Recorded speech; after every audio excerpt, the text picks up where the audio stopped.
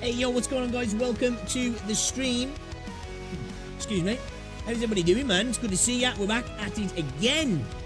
I'm buzzing as well because it's pretty much Friday for me. Rose is off work tomorrow, so buzzing about that. Don't have to get up so early tomorrow. Still got to get up, but don't have to get up so early, which is always nice. But how are we doing out there anyway, guys? Are we all good? Hopefully you're doing well. We're back to play some Wuthering Waves today. Continue on with what we were doing.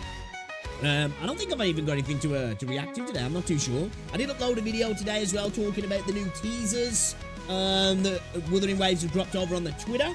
If you want to check it out. I've took the sharpening off as well, man. Fecking, I forgot because like I've got it set up for when I'm streaming, so it just makes things look a little bit nicer in the game. And I forgot to take it off. So like while I'm on Twitter, because I've got the blue set up, it just like adds noise to the video. But I ain't gonna take the video down and remake it. Like, you know, just have to do if it pisses people off, and so be it. But yeah, you might notice in the video there's like a bit of visual noise, but it is what it is, man. My bad. Yo, Vez, what's going on? Welcome to the stream. How are we doing? Yeah, nice to get a little, even just that extra hour, man. It's nice. You know, I'll be at the gym at like by 8, half 8, but it's better than getting up at 6:30 anyway. That's for sure. And sitting in rush hour traffic sucks all the time. Doesn't matter what time it is. Yo, Jamie, what's going on, dude? Welcome to the stream. How we doing, lads? How we doing? So yeah, like my weekend kind of starts here. So yeah, tomorrow, my normal starts. Get a video up, because I do have a video that's was supposed to go up today, but obviously when I saw the tweets from Wuthering Waves, I was like, well, I'll get this up because it's a bit more time sensitive. You know what I mean? And I do have a video going with these Wuthering Waves on the verge of greatness. That reaction to the Solace video. But I don't know whether to upload that later or maybe just leave it till tomorrow now. It's uploaded. I just might schedule it to go tomorrow now at the moment. But let's get things started then, shall we? Let's get going. You trying to say warm until the... Oh, is he coming today, is he? Yeah, man. Worst time of the year for it to happen as well, yeah. Come blows. Yeah, man, eating good at the moment, I guess, in regards to Wuthering Waves, just 1.4 game of the year. Well, that didn't really affect us. Well, it does, because we got 1,000 asteroids. You know, 2.0 potentially. We don't even know. Is that 2.0 content? I don't know. It's Renacita content, but does that mean Renacita's coming in 2.0? I think it's a safe assumption to make, but we just don't know, do we? The expectation is 1.4 to 2.0, but you never know. Things change. We could be seeing 1.5 and 1.6. Who knows? Who knows? Who knows? But how is everybody though, man? Punishing Grey Ravens merging as well, which we'll have a little look at that in a second. So anybody who plays PGR, Global is catching up with China. So I don't know how exactly they'll go about doing that. I think it's going to happen in stages. I'm not too sure. Or if they're just going to like, boom. Well, I would imagine they're going to have to like give increased rewards because there's going to be more content for each patch for Global. So it's like, you know, you're going to need the rewards to be able to get access to everything. I think it's about time though. It's about time.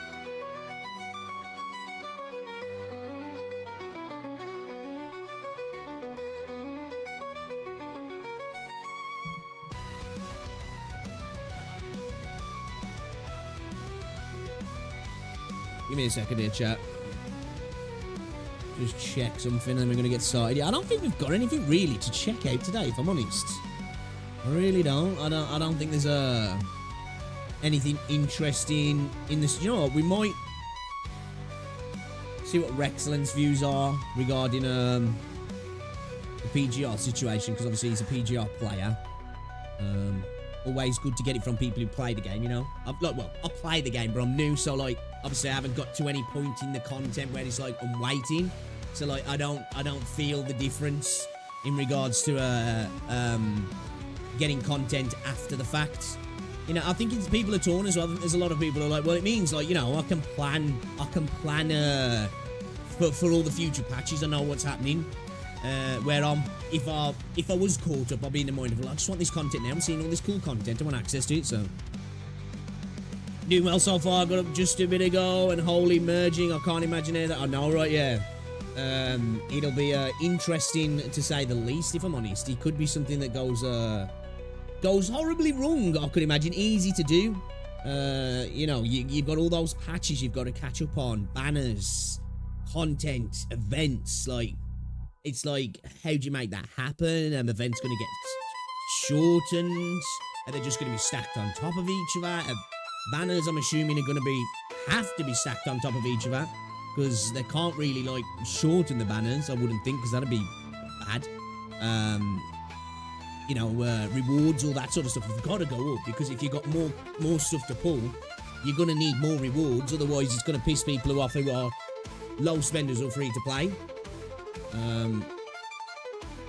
So that'll be interesting to see. Yo, Tanaka, what's going on? Welcome to the stream.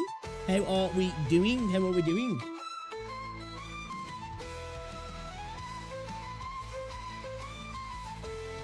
Yeah, nice cup of tea, that is, man. Nice cup of tea.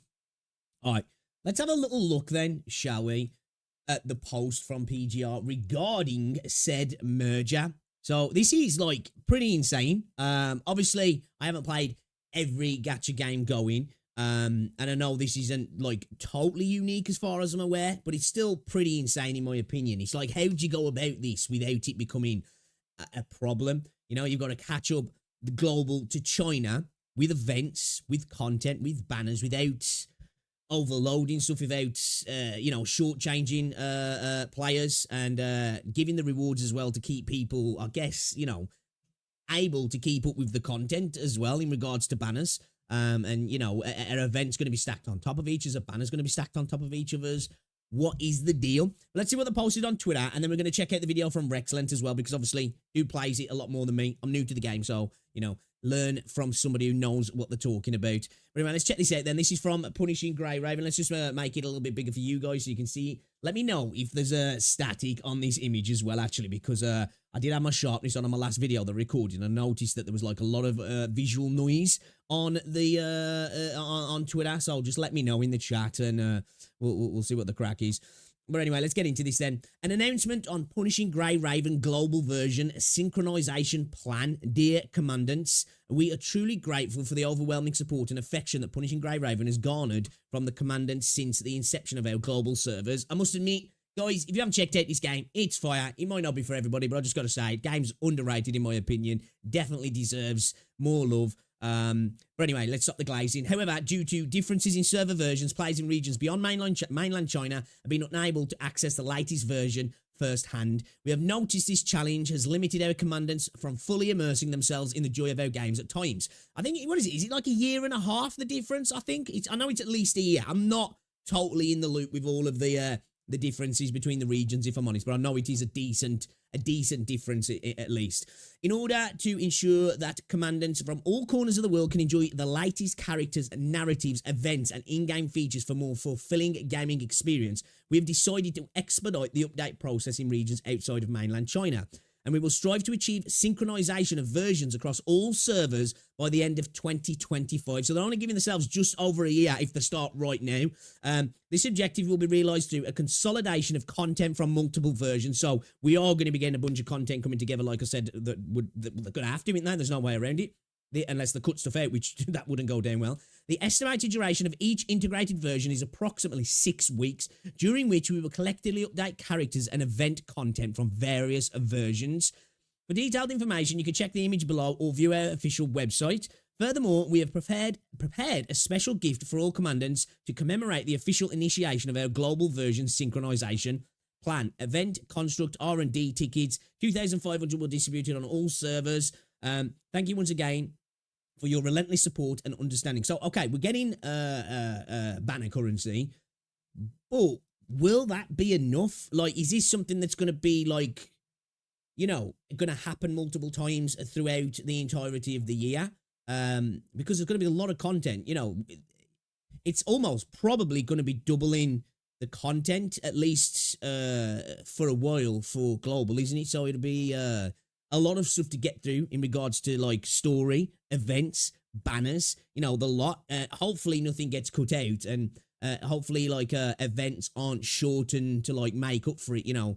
It's just stacked. They're just gonna have to stack it, aren't they? And just be like, you know, have at it. I guess you can look at it in a bonus way, in the sense that if you're in global and PGR's your go-to gacha game, you love it, it's your favorite one to play, you want more, then the next year is going to be pretty awesome, in the sense that you're going to have a lot of shit to do than you would normally on a patch. So that's good, you know. I'm not going to lie, I wouldn't mind being in that boat in Wuthering Waves with money, so I can't complain about that. So let's have a look here then. We just read through this. Okay, here we go. Let's have a look at this here. Duration of each integrated version, approximately 6 weeks. Details are subject to announced regional servers, including content, characters, stories from 2-3 versions. Some version-specific events will be adjusted if needed. That's the worry there, isn't it? What do they mean by adjusted? Are they going to be, like, shortening them? Potentially cutting them? Like, that's not a thing you want to hear if there was things that you saw in China that you're like, can't wait for that to come out, because that's going to be cool. Commencement schedule. The initiation timing may fluctuate based on the progress of versions across global servers. That makes sense. Our target is for all servers to synchronize with the mainland China server by the end of 2025. This is a big job, really, because they've got to... So is the mainland China stuff going to slow down? I think that'd be a bad move to do that, wouldn't it? They're obviously understanding... Global must be doing really well for PGR for them to do this, aren't they? It's not just looking like a second-hand thing for them. And obviously... I think it'll just make things easier for them once they get everything focused and out at the same time. It's just going to be easier month by month if everybody gets it at the same time, instead of having to, you know, 1 month you're doing this patch and this month you're doing the next patch for a different region. I suppose it's less efficient, and it's probably got to be a little bit more time consuming for the team, hasn't it? But they've got a big job on the hand, man. This is going to be a big deal, you know. We acknowledge the potential concerns that our version integration plan may raise among our commandants. Please be assured that we will take the following measures to minimize any disruptions to your gaming experience during the integration process. Version, resource, and paid content to ensure that every commandant can continue to enjoy our game during the version integration. We will provide various compensations on version resources and also adjustments on paid packs tailored to the version progress in each region. Oh, okay. So potentially you're going to maybe get more rewards, adjustments in prices on currency purchase in the stores potentially, and maybe even adjustments in prices in purchasing of actual things directly. I don't know, you know, that maybe it's going to be skewed a little bit. The thing is, people might get used to that for a while, aren't they? And then when things go back to normal, that might affect them as well. You know, people are always going to find a problem. These compensations and adjustments will cover a range of aspects, including but not limited to event rewards, purchase limits in shops, new monthly passes, tactical assessment manual, and more. Detailed notifications will be issued later across our regional servers. Okay. Early event calendar release. In our commitment to transparency and player convenience, the event calendar for the integrated versions will be released ahead of schedule. This will enable all commandants to plan your gameplay effectively. Given the varying version progress in each region, the event calendar corresponding to each server will be shared before the update of the integrated versions. Stay tuned by following our social media accounts. Now, as somebody who's far behind, and I've got plenty of content to catch up, I'll be caught up by the time this is finished, obviously. So this is going to affect me as well. So a little bit worried about that because events are a good part of PGR. It's a worry now that some events are going to, get castrated in a sense. They're going to get cut short. They're going to, there might not be fully, they're going to be like fully fledged like they were on the Chinese version. This will be interesting to see, if I'm honest. They've got to balance it. I understand that, something's got to give somewhere. You know what I mean? There's going to be some sort of cutback in some degree, I would think. But you're going to have a lot of content to get at, but you're also, it potentially could be less of that content, if you stretched it out, if that makes sense. You know what I mean? In the whole. Furthermore, we have prepared special bonuses for all commandants to commemorate the official initiation of our global version synchronization plan. Event construct, okay, we just saw that, 2,500 tickets. New themed event for global version synchronization will be open on all servers. Detailed notifications will be issued later. Thank you once again for your relentless support and understanding. So, I think this is a good thing, but it's also, it's a worrying thing, isn't it? As I said, as somebody who's far behind, if I was right up to date with everything and I was just, waiting for next patch and doing the content, I'd be excited by this because it's like, right, we're going to catch up with China. No longer you have to watch these trailers and then wait. And then you've got plenty of content probably for the next 12 months. You're going to have more content than you would usually get each month. But also, we all know how gacha games work. That can be a big negative as well in regards to especially banners and currency, which you're going to get if you're a light spender or a free-to-play player. You're probably a little bit more worried. Am I going to be able to pull on all the characters I want to get? Is stuff going to be coming too thick and fast for me able to access it?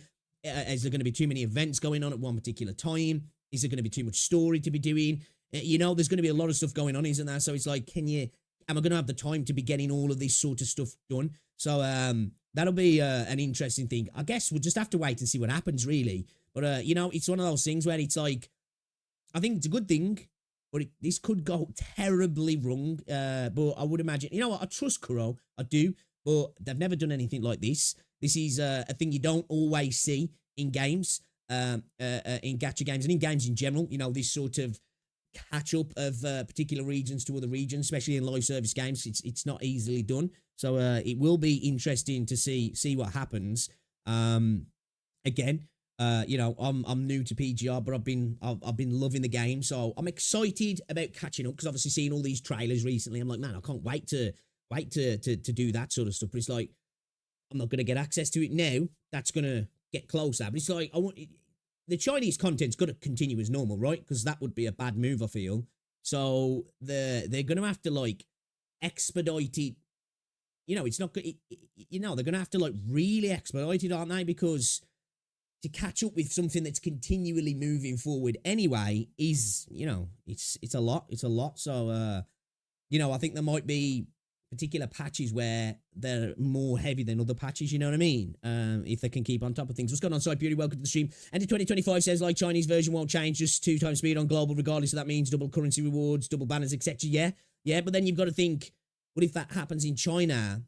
Are they going to get pissed? Are they going to want to stick around for a game that's really not advancing to let the rest of the globe catch up? So it's risky business, isn't it? What is the best and worst news? What's going on, Side Beauty? Welcome to the stream, man. It's a risky one. I'm happy for those who play more than me. They'll have content, but this may mean I just don't play until the end of 2012 and it's finally caught up. Sounds like too much. Yeah, I can understand that. Yo, what's going on, Neil? Welcome to the stream. If Alpha guys can do it, I believe in Kuro. True. It's not impossible. It's definitely a big thing, though. What is it? Is it a year and a half? It's over 12 months, the differences, though. Yeah, it's not a small difference. Not about the BC. They have to calculate accurate amount of PPC and Warzone rewards. Well, that's what I'm saying.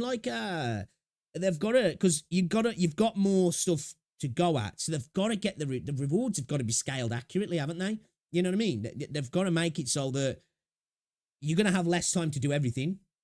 You're going to have more content to try and get characters to pull. So they've got to take that all into account. Not only do you have more stuff that you've got to try and get access to, you've got less time on every individual mode to do those things. So it's like, it's almost like a compounding factor, isn't it, in a sense? So like it is something that's definitely a risky move. But yeah, 2 to 3 patches in only 6 weeks. That's a lot. That's a lot, man. You know, that's like Wuthering Waves dropping a new version every 2 weeks. That'd be fucking insane. You know what I mean? Obviously, I know the different games, and I know it's content that they've already created, so it's a different thing, but it's still a lot of stuff to get through. You know what I mean? A lot of stuff. And like, PGR does have more content than Wuthering Waves as well. Like, I know there'd be a lot of people be like, dude, I'll take 2-week patches. You know? But in regards to all that, you probably wouldn't take 2-week banners. Just imagine having 3 banners every, well, actually, I don't know, some people are probably like that, but as free-to-play players, you know, a new banner every 2 weeks, it'd be a lot, wouldn't it? It'd be a lot. Oh, nice, dude, nice. Oh, yes, yeah, I'll get, yeah.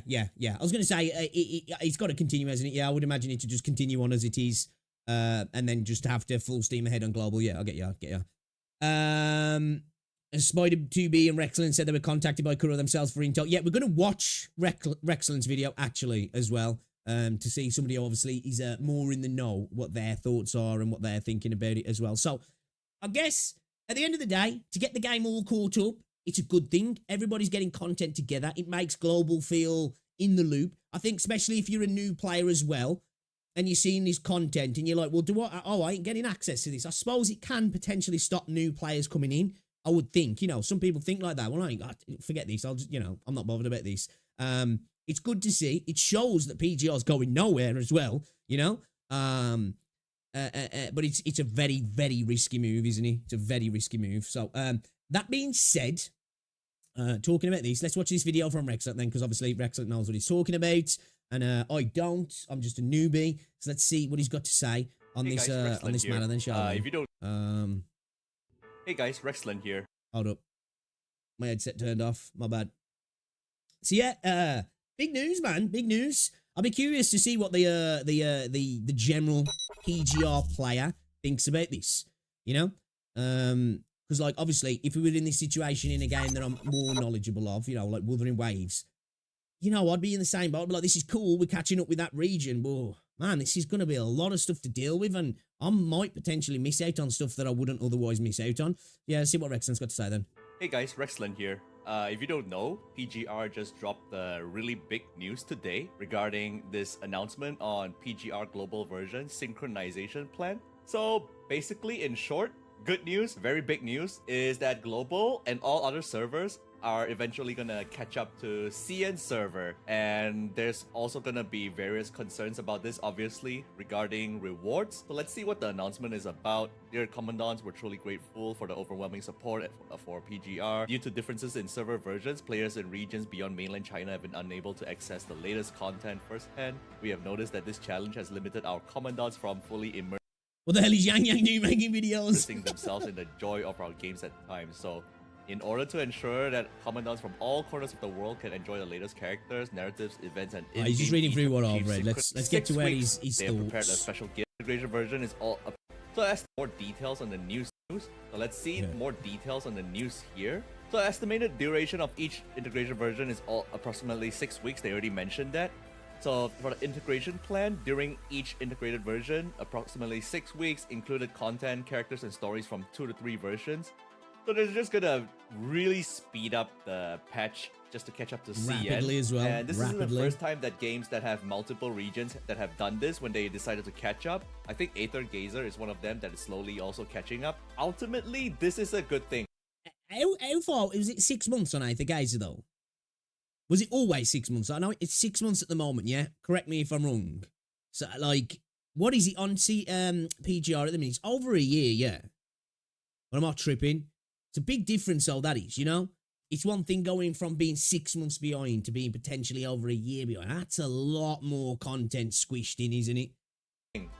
The only concern that I mentioned earlier is obviously the compensation, how you guys save your BC, which they already addressed here. We acknowledge the potential concerns that our version integration plan may raise among our commandants. Please be assured that we will take glad to see they're aware of that, which of course they will be, but you know, they're being transparent, you know, they're not just like going ahead. They're like, you know, we get it, we understand, like, let's calm the community down. If the following And again, measures to minimize any disruptions. not to your guys gaming Kuro, I experience do and integration trust that they can process. do it. So to ensure that every commandant can continue to enjoy our Gonna game mean during all the hands version on deck though, integration, right? We'll provide various compensations on various resources and adjustments on paid pack. And point 2 is also really good. Early event calendar release. In our commitment to transparency and player convenience, the event calendar for the integrated versions will be released ahead of schedule. So basically a roadmap for you guys to save. This will enable all commandants to plan your gameplay That's good effectively. then, that's good. So let's talk about this announcement. Personally, I think it's a good thing. Obviously, a lot of people have been complaining about the gap between CN and Global. I think inevitably, as a whole, it's got to be good for the game, right? Of course, if they don't fuck it up, it's got to be good for the game to get everybody on singing from the same hymn sheet. You know, everybody's going to get content at the same time. It's not going to feel like one region's getting better treatment than the other, or it's just, you know, ahead of everything. There is the argument that, you know, some people like, well, it allows me to see what's coming and I can plan for that. But if you're getting a roadmap anyway, you're getting that also. And, you know, it's going to take a year anyway. So you've got plenty of time to use that roadmap, I guess. Yeah, I know some people like that being behind a little bit, but I think it's definitely a good thing for the game in general, the health of the game as well. And it's got people talking about it on Twitter as well, because again, this game deserves more love, man. It needs more advertisement. Global, where it started off with like 2 years gap, and now it's like over a year, and now they're finally announcing that they will be catching up to CN. It's like straight up catch up, synchronized with CN. So what CN get will also be what Global gets in the future. Maybe we'll even get Devil May Cry collab together. So all in all, the good outweighs the bad only if the compensations are good. So in theory, it's definitely a positive, isn't it? It's just if the implementation's fucked, you know, if the compensation's not good, if they end up like I say, squeezing some events so they're not as fully fleshed out as what they were.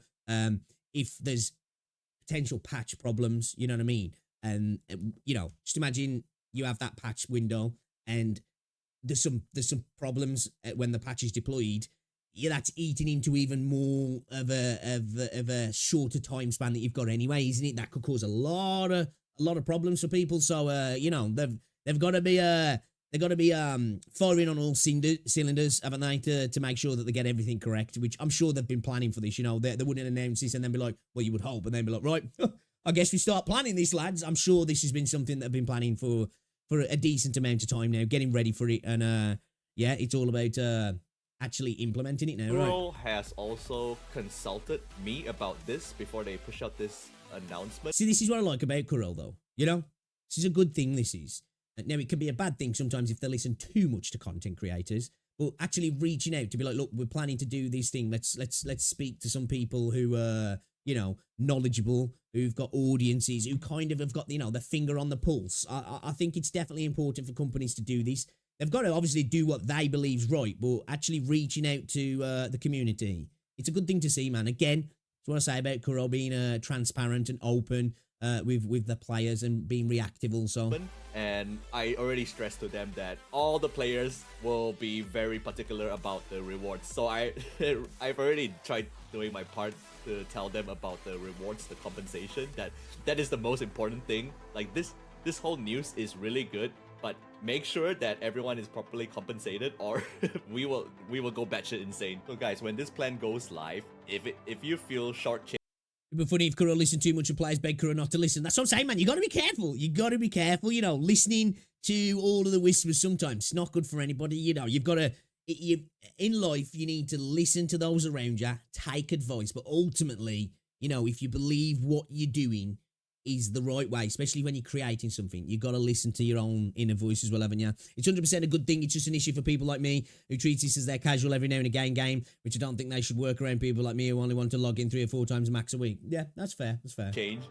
And that's a nice logical take. You'd have some people, I'm like, man, I only play the game once a month, but what the fuck? just complain to them. But I can't really see what they're trying to do here. Like, ultimately, they really just want to synchronize, speed up for everyone. It's inherently a good thing already. Yeah, it's even good for me. So in the future, I won't even have to translate CN story anymore. I could just read it from global. So yeah, that's basically the gist of this video. TLDR, every server is gonna synchronize with global eventually by 2025. So something to look forward to. All right, take care, guys. See you in the next video. Bye-bye. Okay, yeah, man, this is good news. This is good news. As I say, like, for somebody who's been reacting to some of the Chinese trailers recently, I've been like, man, I want these. And then I'm like, oh, man, I've got to wait ages for this stuff to come to the game. So, you know, the fact that that's going to be happening quicker, definitely a good thing.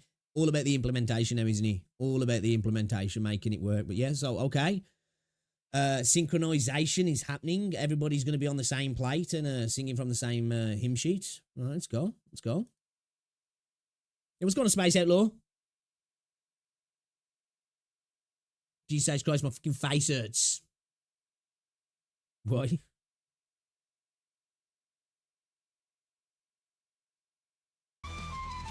What have you been doing, mate? What have you been doing?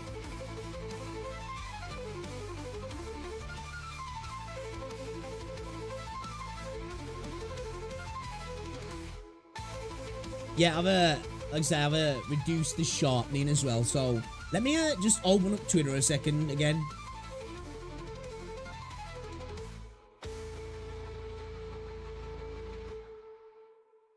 You know, if I actually, let's be careful what I open, man, because Twitter. Is the noise on the image?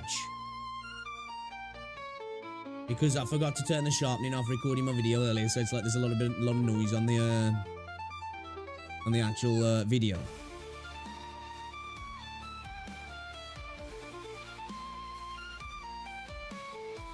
But can't really do much about it. I ain't recording the video again.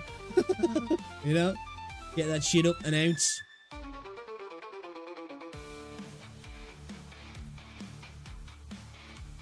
See what I'm saying here? Like, there's noise. Whatever. It is what it is, man. It is what it is.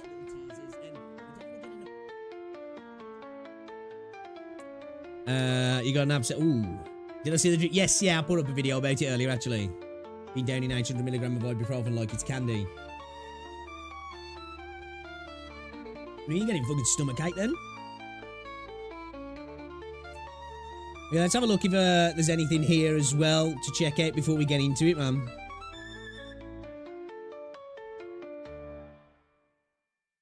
Hoyoverse caught stealing players' money. What is that?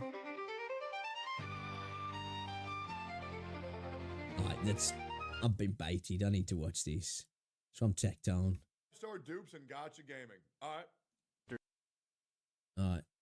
And we reacting to somebody reacting to somebody. Okay, let's react to bald bad man reacting to somebody else. I guess, yeah. Oilverse caught stealing players' money. Alright. I'm baited. I'm in. I'm here. Store dupes and gotcha gaming. Alright. Dupes are one of the foundations. Oh, okay, we're Five-star reacting to character Saints. dupes are one of the foundations of gacha gaming. They're a way for players to acquire more power, show their undying dedication and loyalty to a character, and to... No, okay, alright, stop.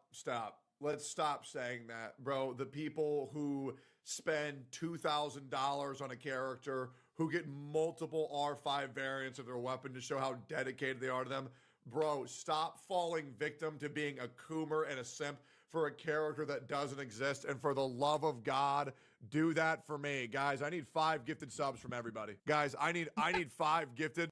Dude, it still baffles me, like, I just don't know how people could throw down so much money, you know? Like, even if I was absolutely rolling in cash, I just couldn't do it. I just couldn't do it. Like, I don't mind trying to get a couple of copies here and there, but, like, and you see the amount of money that some people are willing to throw, man, it just cooks my brain, bro. It cooks my brain. From every single human being on this earth, okay? That's what we need, man. It's a fantastic way for developers to make money. It's oftentimes in a dev's best interest to make these upgrades powerful, but some devs go a bit too far, making them feel necessary. Hey, yo, I think, you know what? Looking at Camillea's resonance chain, shit's insane if you ask me. Like, it feels like pretty much every single one of the resonance chain is good. You know, where, like, a lot of the other characters, it'll be like 2 or 3 of them are, like, top tier, but then a couple you just like, who needs that one? You know what I mean? Like Camillea's, oh man, like looking at all of them, they all seem fire. So like, you know, I definitely think Kuro have lent into this a little bit in Camillea's banner, in my opinion, that the copies are They're fucking good copies. Necessary for the character to work. These dupes are one of the biggest investments a player can make. With the resources you For real, bro? Imagine spending that and playing it on mobile. Fucking hell, way to cook yourself, bro. You know? What, you could have bought a fucking a 4090 base PC with what you spent on the game this month. Ah, fuck that, man. I'll just play on mobile. You know, why not? spend on unlocking 30 FPS. Let's go.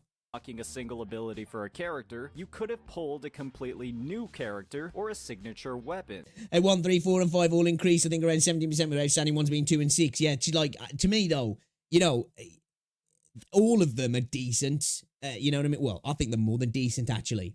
Where, like, you know, there's some characters where you're like, that one, I don't care about that. I ain't even going to waste time on that one. I just feel like hers are consistently, generally, better than everybody's in regards to the amount that are just decent.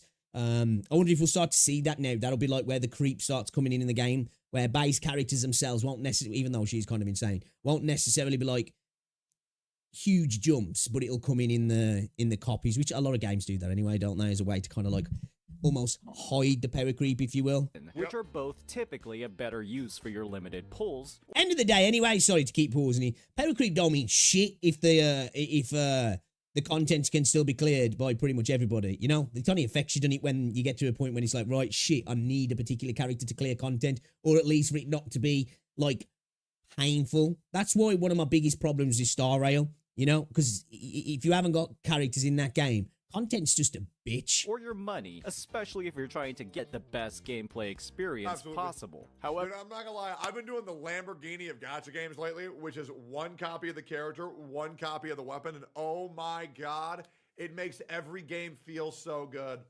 And yeah, I might be spending $200 every now and then, but it is what it is, okay? It is what it is. Listen, being completely relatable is fucking lame. I'll just be relatable to the guys who did get that, and y'all save your gem.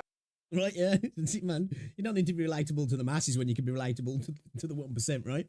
Well, not that that's the 1%, though. That's still kind of a semi-normal level of spending, I guess. Well, not normal in typical gaming, but, you know, spending $200 on a patch, it's nothing crazy. It's when you're spending, like, well, with some games, thousands, but like in Wuthering Waves, a few hundred per character, isn't it really? Because it's a little bit easier. Base characters, balanced and power creeping sequences, I believe is the best way. Yeah, I think that's the way to go, isn't it? You know what I mean? Allow base characters to be able to clear.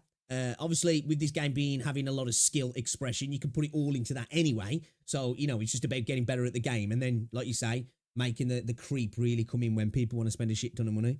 So you don't need to go somewhere else to see it. It is what it is. however, there Bro's That's experiencing like the Honda Civic budgeting. of gacha gaming? Hell no. Okay? Hell no. You want to know why? Because the Honda Civic of gacha gaming is C6R5ing everything, because that's the only type of car that you can afford if you actually play that way. Okay? The Bugatti Fucking hell, man. Most people wouldn't be able to afford a fucking car if they play that way.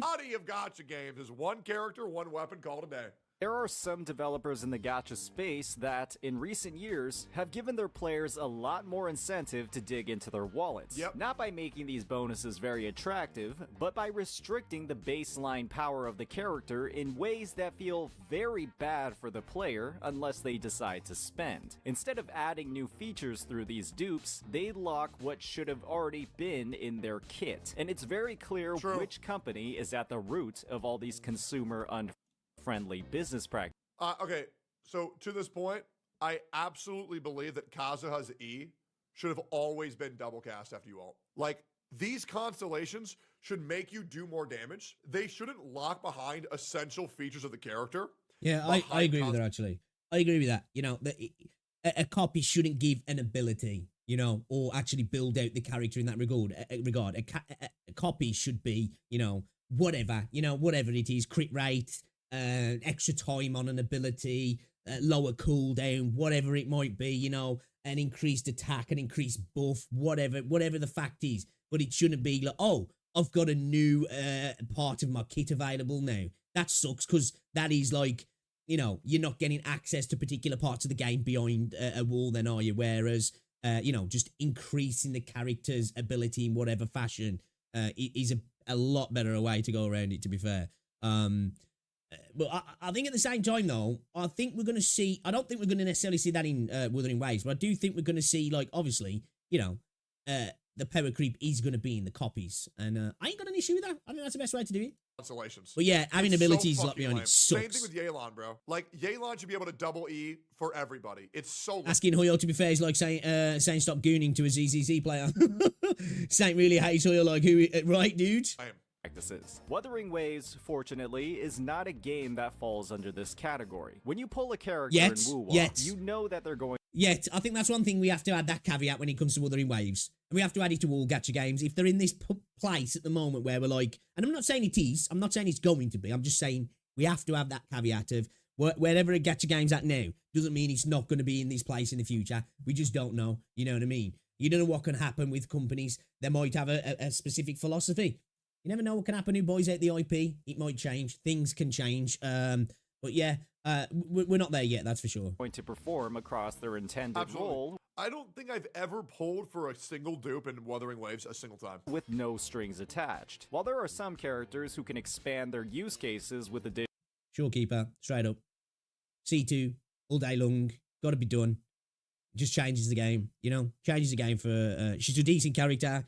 Get that C2. You know, get that 40% attack. It's insane. You know, get the extension on the Stellar Realm, and then get that 40% attack buff, man. It's a must. I think if you were going for Shorekeeper, you had to be going for that as well. Otherwise, it was just like kind of like, I don't want to say a waste to pull on the character, but kind of. Additional investment, the baseline characters don't feel like a part of their kit has been taken out and locked behind additional spending. Oh, absolutely. A great title and thumbnail for this video is How Hoyoverse is Stealing Money from You. But yet, Hoyoverse is stealing your money, because that's essentially what they do when they make characters like that. I think it's so fucking lame. Like, oh, dude, you can't have fun with the character unless you see for them. Like, I'm pretty sure there's a character that has their wall run paywall behind a constellation. That shit is fucking psychotic. Yeah, but like, these are the same dudes who are paying for OnlyFans fucking subscriptions. You know, it's like, you know, they like having the money took off them, really, don't they? Like other gacha games in the genre. Today we'll be diving into how this is the case, exploring why the design of sequence nodes across all of Wuwa's 5 stars differs so much from its competition, why other games' implementation have become so much more. Suppose if you're going to look at, alright, well, Genshin, I guess it's his competition, or Wuthering Waves is Genshin's competition when you think about it. Well, you could argue that it's not, but in regards, you know, because other games do similar things. Or suffocating as time has gone on, and the many long-term benefits of Kuro's implementation that a lot of players haven't realized yet. This system can only get better with age, especially for our standard 5 stars. As always, if you're enjoying this content, please... I don't know, can the system only get better with age? Like, when I think... I guess it depends on how the game develops. Like, when I think of a lot of stuff within gacha games, I tend to think they can only get worse with age, as you get a bigger roster of characters, and to change copies, to change characters, you kind of have to, like, you have to power creep for one, to keep them desirable, to separate them. You know, you're after so many characters, you're going to kind of come back to a character that's like, oh, man, this kid's pretty similar. You know what I mean? These abilities are pretty similar. And I just feel like as you get more and more and more, it's harder to differentiate, and you typically are more likely to get that bullshit coming into the game. Please hit that like and subscribe button. A common trend you'll find across every limited character in Wuthering Waves is that all of their characters feel complete at S0. Absolutely. Early sequence nodes don't add entirely. I'm trying to think of a single outlier. Guys, is there any character in Wuthering Waves where you felt the need to pull them extra because they don't do something else until you get it? Baiji doesn't revive people. That's a gameplay mechanic that's added. She's a 4-star, which I know is a different situation, but she literally has a new gameplay mechanic added to her by getting her nodes, doesn't she? You know, she will literally revive somebody. That doesn't really count though, because it's a 4-star. You know, it's on a premium character in the game. Actually, is Baiji a 5-star? Is Baiji a 5-star? See how much I fuck around with Baiji. Is she 5-star or 4-star?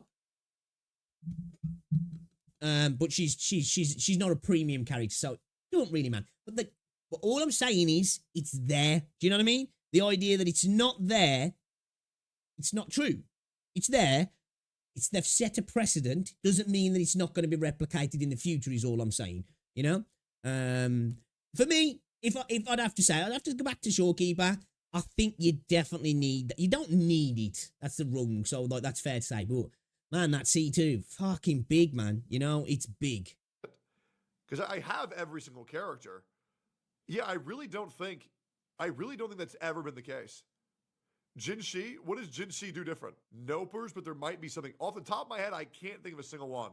Only 4 stars? Who cares? They're 4 stars. Yeah, who cares? You get Boji playing the game. Yeah. So 4 stars are meant to be S. It's fair. It's fair. You know, like it is a 4-star. But I'm just saying the actual mechanics there. It's there. And when the mechanic's there in something, doesn't mean that it's not going to be there in something else down the line. You know what I mean? So I think I think it's fair to bring it up, but Tecton's right as well. It is a 4-star, so it kind of doesn't count really. Or max consolation, right? Because you can get them way easier. Yeah, that's true. Fine. Yeah, I mean, that's I true. feel like even for VGN, yeah. Like if the 4 stars need consolation, that's fine, right? They're 4 stars, you get tons of them. Shorekeeper R1. Well, R1's different than getting a consolation. No, I just pulled for weapons. Something you mentioned. Okay, cool.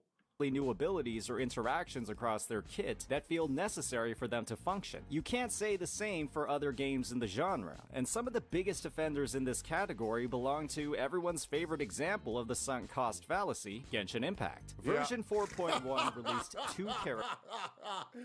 Oh man, I'm glad that somebody else calls it that. Characters who, in all honesty, were not complete with just a single copy. Wriothesley, a main DPS, had a unique mechanic built into his normal attacks that increased their damage at the cost of his health until he reached 50% or lower, where he'd lose that damage bonus and stop consuming his HP. He'd unlock a special attack at 60% health that did a massive amount of bonus damage and healed him. The only thing is, this healing ability had a cooldown longer than the rate he'd lose health, making his playstyle one of the most nonsensical in the game at C0. He'd damage himself faster than he could heal, giving him— That is shit though. That is shit though, you know? Not gonna lie, that is shit. But, you know, this isn't anything new. Only the Genshin community, you know, don't see this. This is not just a Wuthering Waves thing. Outside of the Genshin community, most people look at it and go, man, those guys are like, you know, they get beat up a little bit by their husband, you know, they're literally like, the Hoyo puts on the wife beater and just goes to town, and they're like, no, it's okay, I'm not going to leave, you know, gets him a Bud Light, makes a mistake, and you know, gets back to it kind of thing. Well, we're all standing there going, damn, man, she should really leave, right? Him awful uptime on the damage bonuses and making him completely non-functional as a DPS unless he had a healer on his team. When many meta teams ran a shielder instead of a healer, this meant that your limited DPS character had half the team comps of others in a game focused around roster building. That is, unless you decided to pull for his first constellation, which granted him a free use of this special attack every time he completed his buffed attack chain, turning him into a self-sustained— I wonder how many times Saint recorded that little, you know, didn't say him right. Oh, fuck. You know, nah, that's cringy, let me go again. Unit that no longer needed a healer to just work in the first place, or an actual complete character. How many people just said, just run him with a healer? It doesn't even matter. Just run him with a healer. It doesn't even matter. Wriothesley wasn't the only character in version 4.1 that had these handicaps built into their kit. New Villette, also released in 4.1, was not able to reach his full potential with his best— Wasn't this the guy that got nerfed? Wasn't he the dude who did like the fucking Kamehameha fucking water blast? Is that the dude? And he could just literally stand around just hosing people down? Or is that a different guy?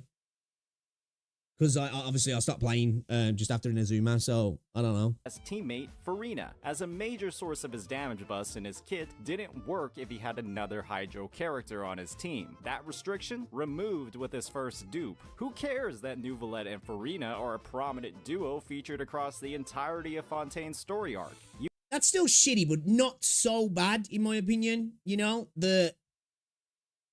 he's not working so well with another player, but when you get the copy, he works better with the other player. It's still a problem, but it's not as bad as the previous one, I must say. In my opinion, anyway. Still shitty. I wouldn't like that in Wuthering Waves. I wouldn't like, you know, oh shit, I'm going to get C1 Cammy to use it with Shorekeeper, you know what I mean? Or to use it with Sanhua. That'd suck, wouldn't he? You ain't going to get the buff off Sanhua with Camellia unless you get C1. That would be pretty shitty, to be fair. You can't use them at their full potential unless you pull a second copy of Nouvellette. It's one thing to use the story to promote your on-banner character, That's it's another wild. thing to completely nerf the performance of two characters who are meant to be together unless you pull dupes. The Genshin devs essentially locked the full functionality of these characters.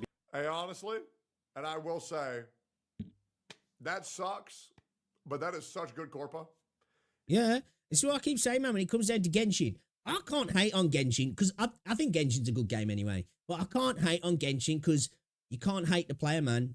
Hate the game. End of the day, people accept it. You know, people continue to buy on the characters. Are you gonna stop making money because people think, oh, well, man, you could be a little bit more generous to your consumers? It's like, well, dude, they're coming cap in hand every day to spend money with me. Why would they? You know, it's straight up, man. You know what I'm saying? Like, that is good business.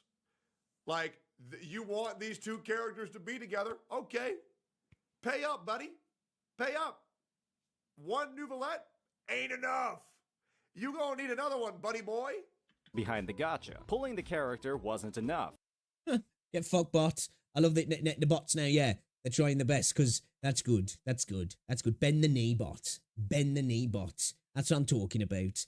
Bend the knee. Get banned. I know it's not a person, but bend the knee, you know? They have to bend the knee to me now because before they're coming because I've got links available to post the link. Now I've took that off, right? They can't post their freaking links and I've got their thing to filter them a little bit. So now they have to like type it out without the link. So they're coming and they can't spam the link. So yeah, bend the fucking knee bot. They needed you to pull for their first Create a problem for $400 and the solution for another $400. Absolutely, man. copy to make them feel complete and usable across their best teams. It's consumer unfriendly, greedy, and a horrible experience for the players. And it's a business practice they carried forward into another game, Honkai Star Rail. Acheron is easily the biggest offender here when it comes to corporate greed. I actually have no idea in what he's referring to here because I'm only using my Acheron at E0. I think she's fine. That being said, I think the biggest offenders are once again Kazuha locking behind his second E behind his ult, and then Yelan locking her second E behind a constellation, which is ridiculous. The character comes with arbitrary restrictions Oh, E2 Acheron. Oh, E2 Acheron and then E2 Imbibitor Lunae. Oh, interesting.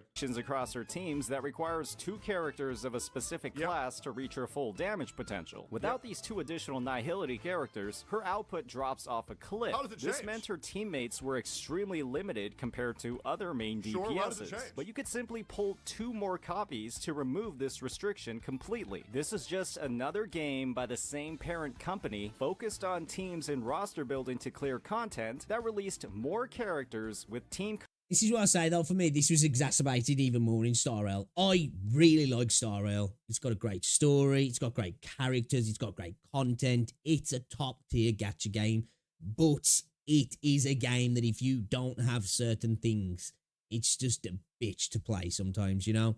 It really is. Now, I get it. It's part of the business, man. It's what's going to drive you to spend money, but it's what kind of like made me stop. I just kind of stopped playing Genshin because I was playing Star Rail, to be fair. And I kind of don't want to go back to Genshin because I feel like it's just going to feel rough to play after playing Wuthering Waves. But I stopped playing Star Rail specifically because of that, because it was just like, it felt like if you missed a banner, man, you know, you really felt it like. comps paywalled behind dupes. I think that's really fucking lame. I do. I do think that's really fucking lame. However, I also do take joy in the fact that that lets Acheron be used in more DOT teams. As a DOT player myself. So this one I personally don't mind. I am curious. Well, so I must admit, I'm still salty about losing out Kafka to Bailu. That shit pissed me off big time, bro, because like Kafka is still one of my favorite like waifu characters, and I was so hyped about it all, and I lost my 50-50, and I was just like, I don't even want to play this game anymore, especially because considering I got that little stupid dragon girl. I do mind the E2 and Imbibitor Lunae though.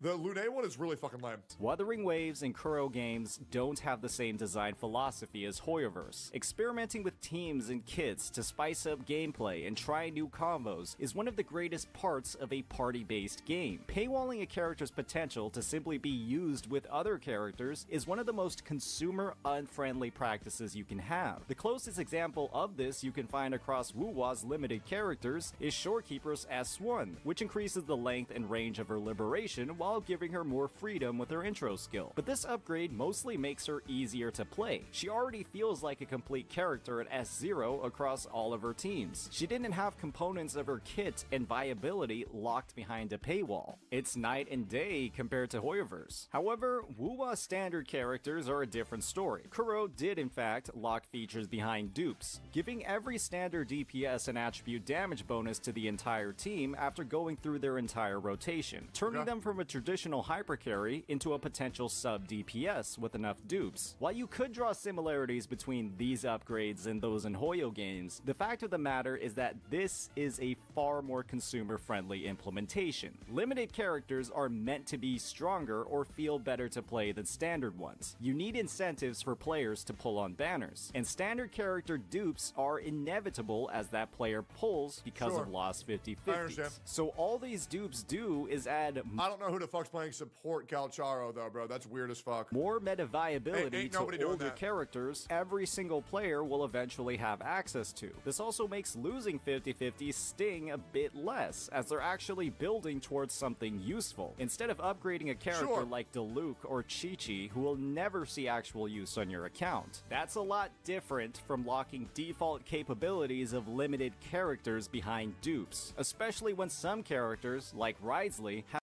I'll tell you what, losing my fucking 50/50 on cam to fucking Encore did not make it sting any less, if you ask me. gone more than a That year shit still hurt. Fucking Ryothsley, come on.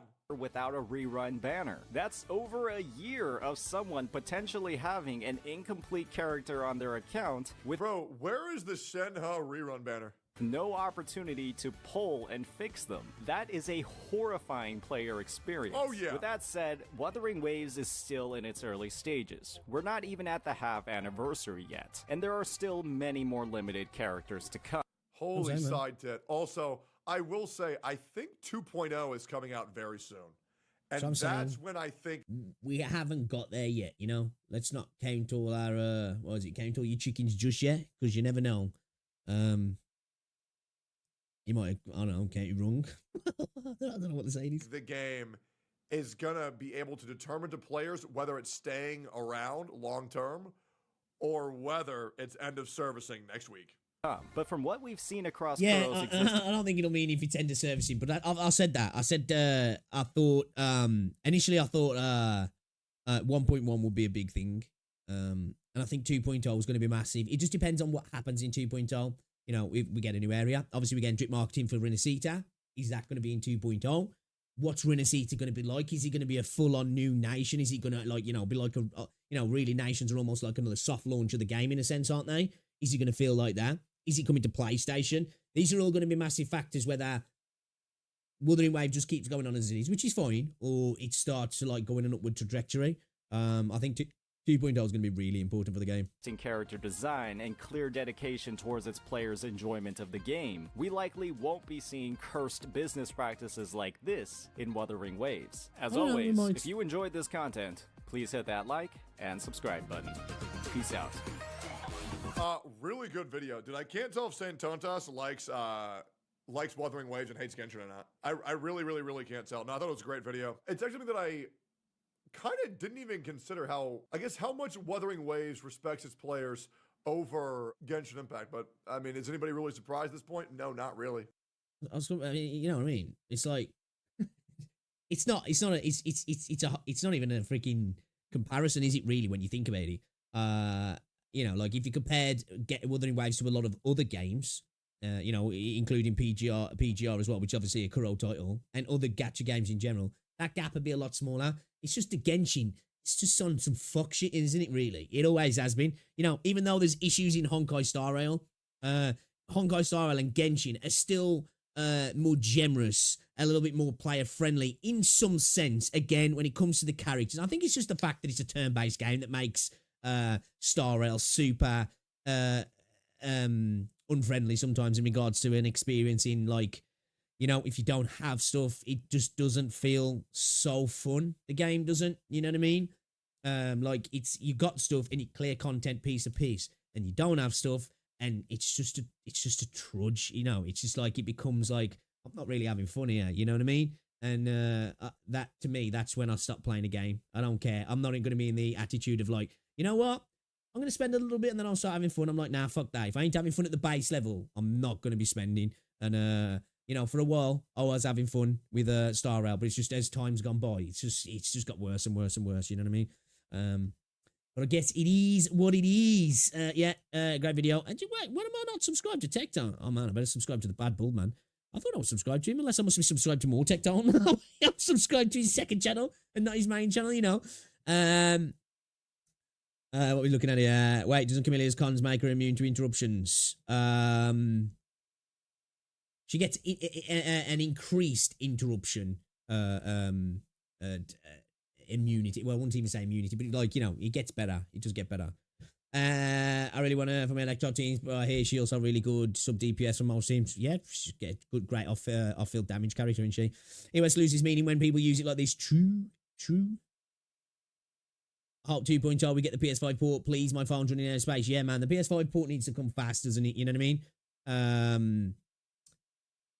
It's like, I just don't know how people play it on phone, man. I don't know. Massive respect, yeah. Please let it go, Jiki.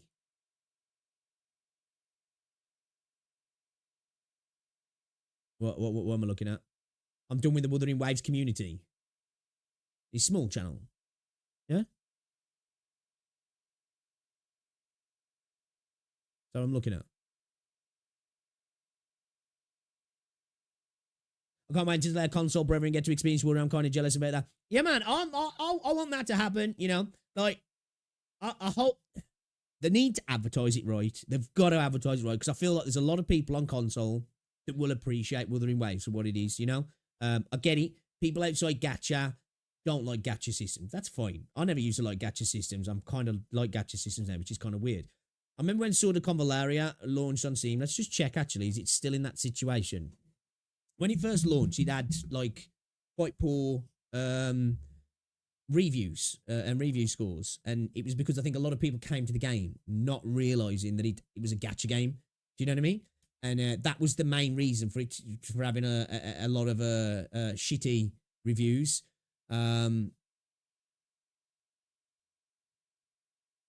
But I think they did get better. See, now it's mostly positive, you know, because there's a good game in here. And there's a part of the game that you don't even need to engage with the gacha system. So, like, if you just want to play a good Final Fantasy Tactics-like game without a gacha system, this has got it for you. It's also got a gacha mode as well, which is a really good thing to see. So yeah, they need to market it right. They need to get the game out there and advertise it as this, like, action RPG. You know, let people know about the gacha system, but really push that side of things first. Let people get their teeth into it. And I think if they get a good run initially, I think the game will do really well, because obviously it's got great combat, and I think there's a lot of people on PlayStation itching for that sort of game, if I'm honest. Get to experience we were brand new. Yeah, dude, I think about that sort of stuff sometimes, man. I'm like, man, I wish I could, like, erase my memory. And obviously I'd need to erase my experience of modern games as well to be able to play Fallout 3 again for the first time, and Mass Effect 2, and Dragon Age Origins, and Metal Gear Solid for the first time again. Like, I'm just like, oh, man, I wish I could just play those games again, because the feelings those games gave me the first time of playing them was just insane, you know? And I'd like to go back to that, man. I'd like to go back to it. PGR over WoW. PGR is just a superior predecessor of WoW. I can't argue with that, you know. Obviously, it's subjective. I prefer Wuthering Waves, but every time I play PGR, the gap closes. I'm not gonna lie, the gap does close. Am I the only one who thinks Wuthering Waves should have delayed its launch time? It's a hard one to say. I think how the launch went, potentially, there's an argument for that. Yeah, you know, how it was running on phone. The fact that they had to push content forward as well to avoid Zenless. But then there's that argument, maybe if it had come out after Zenless, maybe things would have been, I don't know, you know, they would have been in the shadow of that even more. It's a hard one to call, isn't it?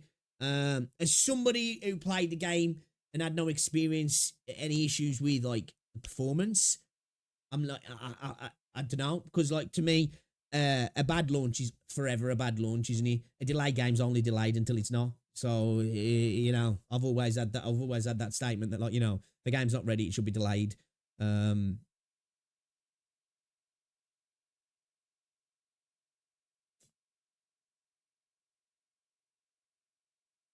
You can dodge. What's that? Can you review my... I don't really do account reviews, M17. Reactor Gatcher enjoys video, bro. Is copium. Also doesn't help that I'm blind and can barely read the text. What are we talking about here?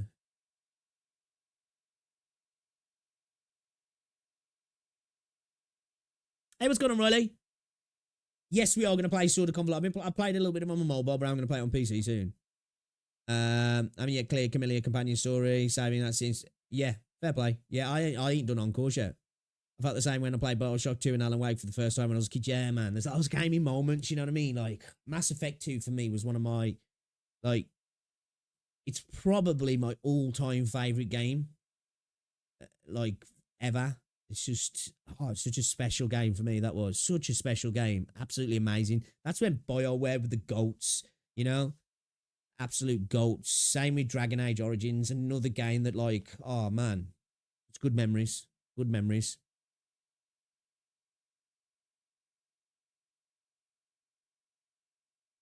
What's that? Holding off on the companion quest to get the best pull. What's it? Is this who I'm looking at you want me to check out?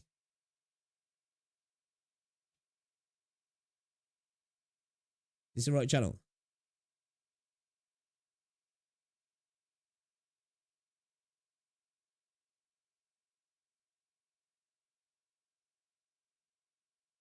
Yeah. All right, check this out then. This one, yeah, the We Were community video.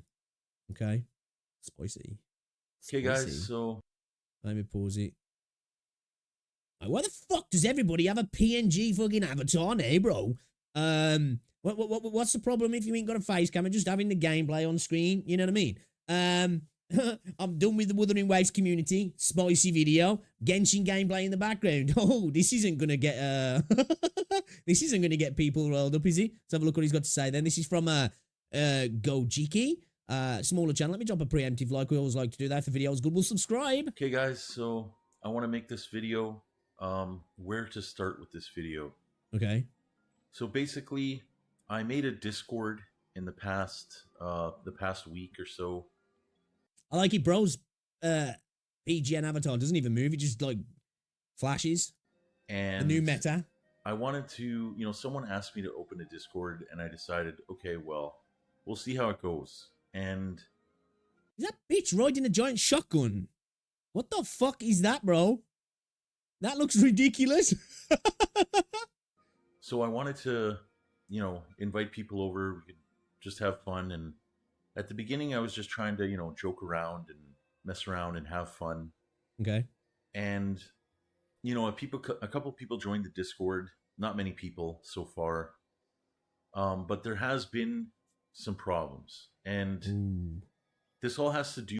The problems always stem from Discord, right? with it made me realize a few things. Okay, your viewers were degenerates. So people are concerned. Someone was concerned that I'm creating an echo chamber. Okay, because there was some drama that came up in the Discord already, and something I didn't really like. The gacha community loves a good echo chamber, though, right? Came up in the Discord, which was. Someone basically was trying to tell me how to act and how to conduct myself and what to say and what not to say. Okay. And, you know, whether they're giving me advice or something like that, I don't really appreciate that kind of talk because I don't tell anyone what to do.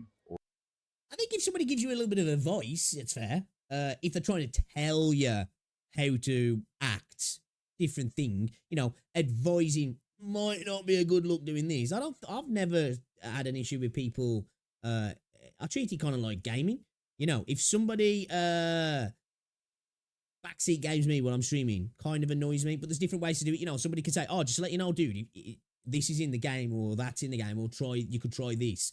But like, you know, when somebody starts saying, oh, you're doing it wrong, you're not playing the game right, you should do it like this. It's just like, actually, it's just like, jog on, bro. I don't want to hear it. Yeah, man, I'm the type of person, man. I'll happily take advice from people where they might be saying, dude, I think you're slipping a little bit there. But it's a way to tell people, I guess, isn't it? I suppose it depends on how the person came at him. Or how they should act or how they should behave.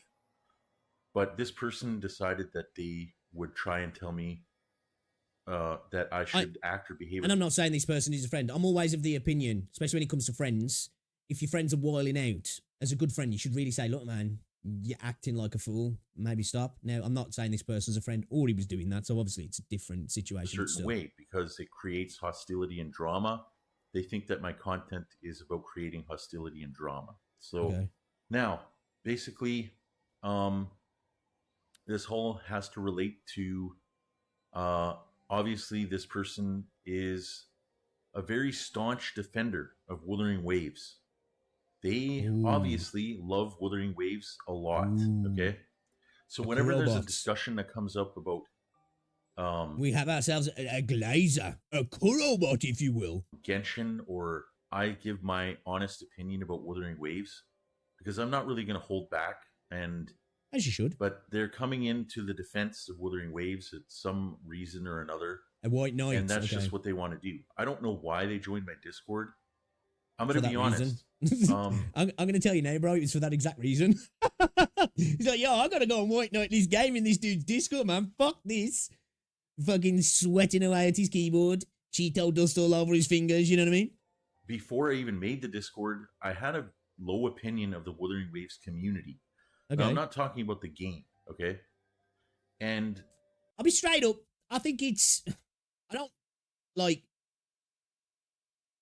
I think it's totally fair for people to have an issue with the Wuthering Waves community. Now, obviously, I'm not talking about the entirety of the community because that would be silly. But there is a very vocal, and I think it's a minority because the game's a lot bigger than this community that we see. But there is a vocal minority in the Wuthering Waves community that is insufferable, man. And I know there's these communities in all games. I'm not that silly. I'm not naive, you know? But obviously, as somebody who plays a lot of Wuthering Waves, I think, you know, especially I think if you play Genshin and Wuthering Waves, you're going to come into contact with each other's communities, aren't you? At the end of the day, most Wuthering Waves community are refugees from Genshin. But there really is. There is some insufferable people within the community, aren't there? Isn't there? But there is some incredibly insufferable people in the Genshin community as well. Not to throw shade at the Genshin community. Well, I kind of did, but you know what I mean? But yeah, he's not wrong.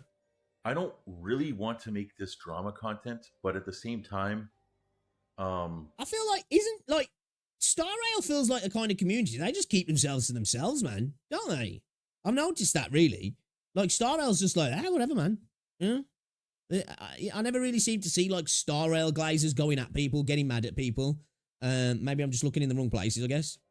I think the videos I made, they're just kind of steering the direction. And I made the Neverness to Everness video to try and like talk about something else for a bit instead of just talk about drama. But anyways, look. So basically what happened was I'm going to hide this person's name to keep them anonymous. But it came down to, there's just a lot of discussion about Wuthering Waves versus Genshin. And that was the entire point of the... He's got to get him one guide though, boy, somebody here. Because sometimes this can happen. You know, this is why I don't like to react to individual comments. Because you shouldn't, because you're getting one guide. And I don't like sometimes to, even if it's a number of people, to be like, right, you know, well, this represents the entirety of the community. Because I notice some people do that often. You know, they'll get one guide and then everybody gets painted with that brush because this person was just a fucking psycho. You know? Discord for like a little bit, you know, for a couple days. Because of course, right? Like when you have someone who's just staunchly defends Wuthering Waves constantly, they just can't help themselves, I guess. I don't know. So, and I'm going to give my opinion on Wuthering Waves because that's who I am, and I'm not going to change my opinion for anyone.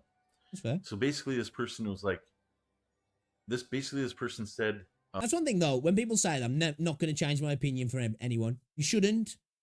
But I'm also of the thought process I am, that your opinion can change. It can change if obviously brought evidence that can... And I'm not saying he isn't saying that, but you know what I mean? I'm like, you ain't going to change my opinion, but you know, you might be able to actually, saying that. You might come with some shit and I'm like, oh, actually... Yeah, you're right. It's not likely because I'm always right. They're trying to say, yeah, people are going to have their opinions. We were having a conversation. I was on voice. They don't talk on voice for whatever reason, but that's fine. And so they're trying to tell me the way I talk about things and how I talk about it. But I do think the way you can talk about it, preconception, stuff like that, is something that people are going to dislike. And then the way you can bring about that opinion could bring toxicity. Well, if you think my opinion is toxic or the way I say things is toxic, then that's your choice, I guess. Yeah. I'm not going to change, and I'm not going to put up with people telling me how to behave or how to act, especially in my Discord. It's not that deep, is I it? have to deal It's with not that that deep, come on. constantly, and my Discord was just about having fun. And Yeah, the best reaction to somebody who's like trying to tell you what to do all the time, you say, mate, fuck off, and then that's it. You know? I want to get too bored to bait it, man. People tell you what to do all the time on YouTube and content creation. Best thing to do is just fucking ignore them, man. And I constantly get comments like people telling me I should be doing stuff and why I should be doing stuff, and it's just like, well, if that's the case, make a fucking video yourself, you know? unfortunately, I'm going to have to make it an echo chamber now because I don't want to have a constant debate, especially with Wuthering Waves players. And so say they're trying to tell me what to do. Say you explain what you don't like, say what could be improved, and there wouldn't really be drama around it, Okay. but only really discussions. So basically, I was talking on voice, but you don't understand the context of this, is that they're trying to tell me how to act and how to behave, okay? And it all came about because of a conversation between Wuthering Waves and Genshin. And I didn't even say this. They're bringing up an example, a random example, but I did not say that Wuthering Waves combat sucks and Genshin is better. This was not the example. We were talking about like enemy designs in Genshin and Wuthering Waves, but that's besides the point. Because honestly, these kind of conversations, they're petty at the end of the day, and I don't want to deal with them, basically. And so the point, it goes on, they're talking about Oh, let me read this. In essence, would you like a video like Genshin players need to wake up call? Where would be a 3-minute where there would be a 3-minute section comparing the community to a religious cult? Because, for example, people say they like getting standard pulls by leveling characters is toxic.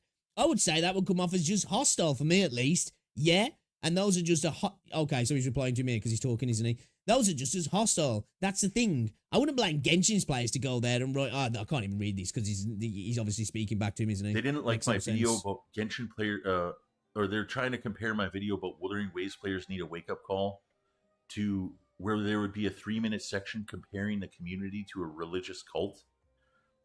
So here's the thing.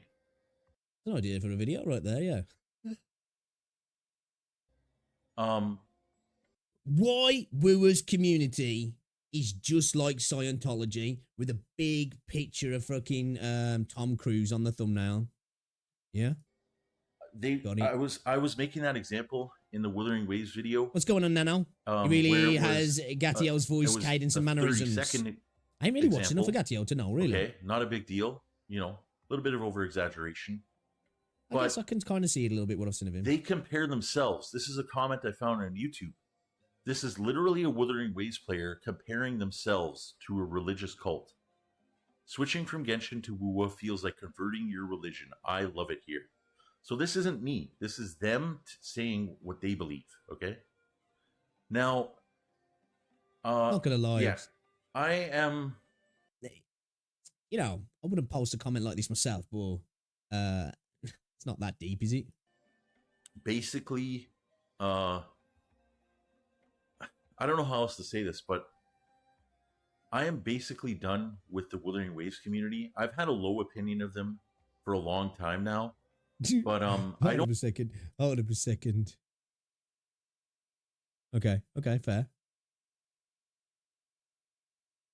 It's definitely cult-like behavior. You know what? I'm not, I was hoping there was going to be like some people going mental in his chat. I've got to admit though, there is some weirdos in the community. There is. Do you know what I think though? I think there's some content creators out there that like kind of you know, they give birth to him almost, don't they? You know, like I feel like some CCs, the glazing CCs, are like Cell, and they're like shooting at the mini cells, and that's like the crazy fucking community members in Wuthering Waves. They're like, you know, and they just start attacking people. That's what I feel. That's what I feel like. He's how he goes down, really. Don't want, if you're coming into the Discord and you're going to constantly talk about Wuthering Waves and defend the game and shit talk Genshin, I have something to tell you. I like Genshin. I like the game. I enjoy playing the game. Yes, it's not a perfect game. Yes, there's flaws. Yes, it could be better. But I like Genshin for what it is. I like the game, okay? You know what? If you don't want that stuff around in fairs, it don't bother me. People can come into my chat all the time and say, yo, Wuthering Wave sucks, man. You're a cook. It's okay. I ain't mad at it. So if you want to come into the Discord and shit talk Genshin or defend Wuthering Waves or I don't even know why that person joined, because I'm going to be honest, Wuthering Waves is a bit boring to me. There's some things about the game I don't like, and it feels hollow and it feels bland most of the time. And I think what this dude needs to realize as well, though, I don't know how new he is to content creation. If you're gonna have opinions, which everybody's allowed to have opinions, you've got to accept you're gonna get opinions back on you, and some of them might be a little bit more, you know, a little bit more savage, shall we say? At the end of the day, you know, like. That's why I like to make the discussions videos, like the video I just put up yesterday, you know, talking about, you know, like the Echo video. You know, there's probably plenty of people listening to my ideas going, dude, you're talking shit, man, you fucking idiot. And I'm fine with people posting that because I'm putting my opinion out there. It's fine for people to come back and say, yeah, you stupid, you know? I really think it only has like good combat and that's it. So, and like maybe one or two character designs are cool. What's up, Chase? But that's it. So the thing is, at this point, I've kind of had enough of the Wuthering Waves community. And I'm going to be totally honest. It's just constant defense, playing defense all the time. And that's true. I don't want I feel like sometimes people in the community are like defending points that were never made sometimes, if that makes sense. To make content around Wuthering Waves anymore, where I'm talking about this subject. And now that I've opened a Discord, open to people, if you don't agree with my opinion and you don't think what I'm saying is right, or you think I'm like overly hostile or toxic, I am perfectly fine with you just leaving and not, you can stop watching my videos, you can leave the Discord, and you can press the dislike button. Speaking of that, I will be open and honest, okay? So recently, I made a Neverness to Everness video because I want to play Neverness to Everness. I just want to play games. I was just looking at this video here. We were players panic as ZZ falls off, catches some revenue, 94%, 93%, 61%. Wuthering Waves players need a wake up call, 52%. Okay, so I think we're seeing a little bit of something here, right? Now, we've got to call it as it is. It's okay if you want to create an echo chamber and you don't want to hear opinions, but in my opinion, if you're going to make videos like this, you got to expect it. Now, don't get me wrong, there's a lot of weirdos in the community, but if you are going to make videos not directly calling out the game, you're calling out the players, you got to expect some of the players to come in and start talking shit to you at the end of the day. Goes both ways, doesn't it? You know what I mean? Goes both ways. You know, it's like me making videos on Genshin, but not talking about Genshin, talking about the player base. And then they come in and say, well, fuck you, bro. And then I'm like, why would you even watch me then, bro? It's like, well, come on. You know what that video's aimed at. It's going to bring in those people, isn't it? I just want to have fun with games that I enjoy. And I realized something. Echo chambers form naturally, especially around content creation, because the more people that watch my videos or watch your videos, if you're a content creator, they're watching you because they kind of agree with what you're trying to say, right? So the thing is, I'm not going to babysit people in my Discord where they're fighting with each other about, you know, and especially Wuthering Waves defense and like the constant shit talking of like Genshin and that whole fight. I'm done with it. I don't, my opinion on Wuthering Waves is I think the game is a bit bland. You know, it's an okay game, yeah, sure, the devs give you like a lot of stuff at the beginning. They aren't really now, but anyways, they're giving you a lot of stuff at the beginning. It's just a gotcha game, okay? It's a video game. It's a gotcha game. They want you to spend money. I'm perfectly okay with people coming and commenting on my videos. You can trash talk me all you want in my YouTube videos. Okay. I'm gonna make this disclaimer right now. Okay, that's fair then. So he's having a distinction between, you know, coming to the comments, shit talking, maybe not come to the Discord. That's fair. That's fair to create a Discord that's a bit more of a private affair where you just want to like hang out with people and you don't want to be arguing the case with people. That's totally fair. Okay, all right, I respect that. I will not delete a YouTube comment unless I have to. And meaning I have to is against the terms of service. So if you're leaving racist remarks or like hateful like comments that like it's just full of racism or whatever, I have to delete that. I'm going to delete it, okay? But if you want to trash talk me in my YouTube comments and tell me how wrong I am, or come and watch my videos and leave a dislike, and you think I'm wrong, perfectly fine with that. The Wuthering Waves videos I get, whenever I see something Wuthering Waves players don't like, I get a massive amount of dislikes, okay? And I'm perfectly fine with that, guys. Huh? You can do that all you want, okay? The massive amounts of dislikes, okay? But if you're going to come into my... Okay, all right. See, I think this is where, like, I like Fox. Not to go back down that, but I'm just going to make this quickly and then we're going to move on. You've got to just understand when you make opinions, you're going to expect people to come back. Look at the videos here, you know what I mean? Gacha revenue charts prove Mr. Smack is clueless, I'm guessing, right? You know, he's definitely putting out that sort of content. And as he said, he's fine with it coming in. But if you're going to have an open Discord, you got to expect some people are going to filter through. I get it. Get rid of him. I don't think this was worthy of making a video, though. I think this dude kind of got one guide, and now he's making out this is the entirety of the community, if I'm honest. Which it's not. We know that, you know. I wouldn't consider myself part of the community in that regard because I don't play games. I just play games and I stream, you know what I mean? And I make videos.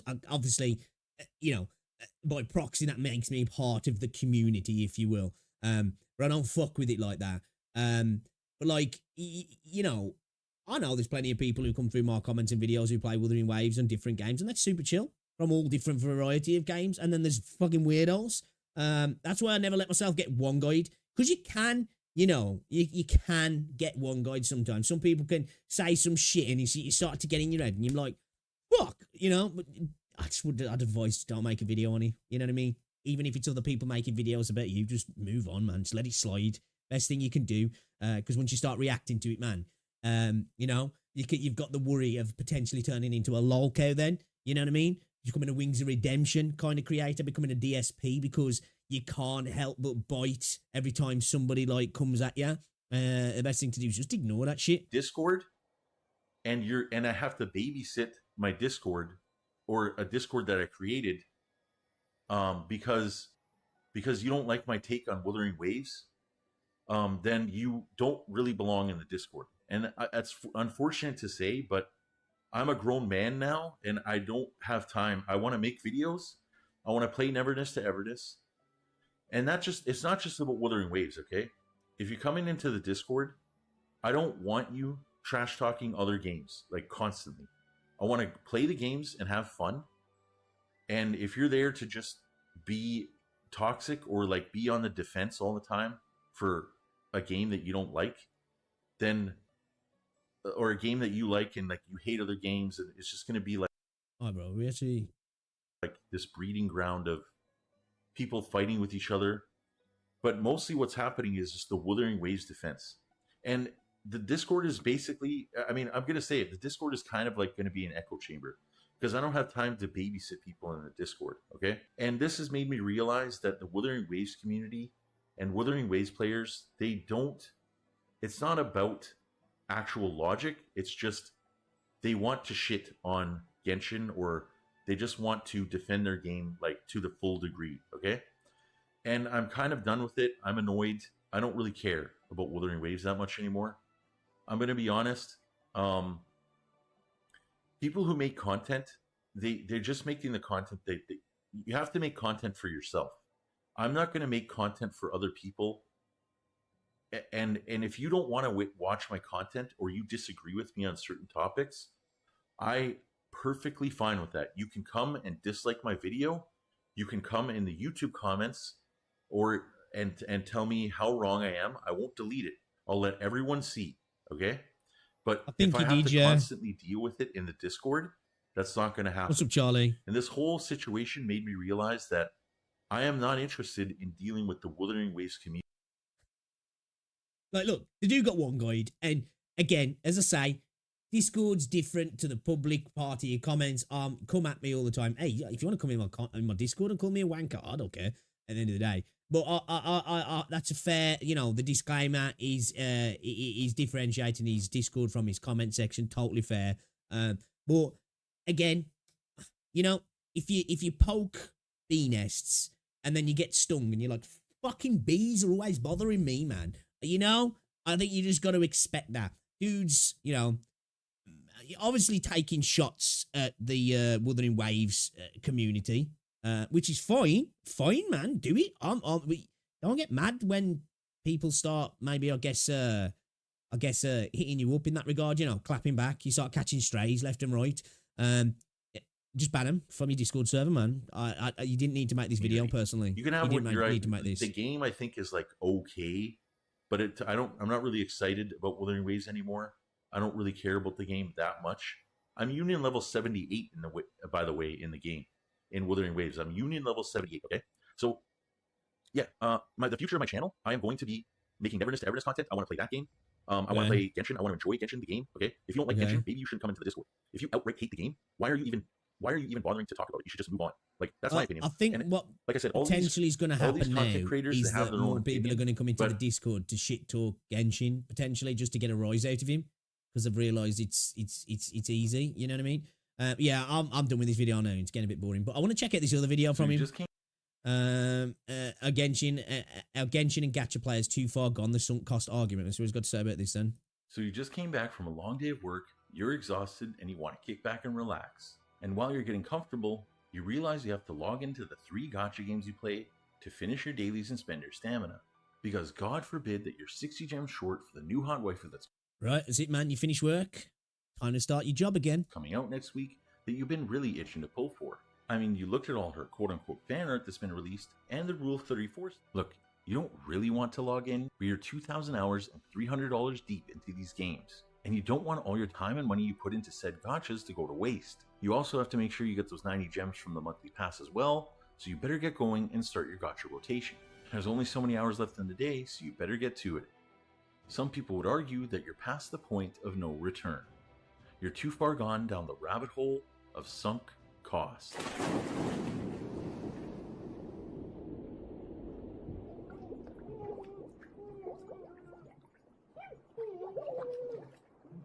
What the fuck? All right, but in all seriousness, you don't have to log in and do your dailies. You could just not do them. But you have to ask yourself, are you really enjoying What's this fucking heresy, bro? these games anymore? Because that's the most important question.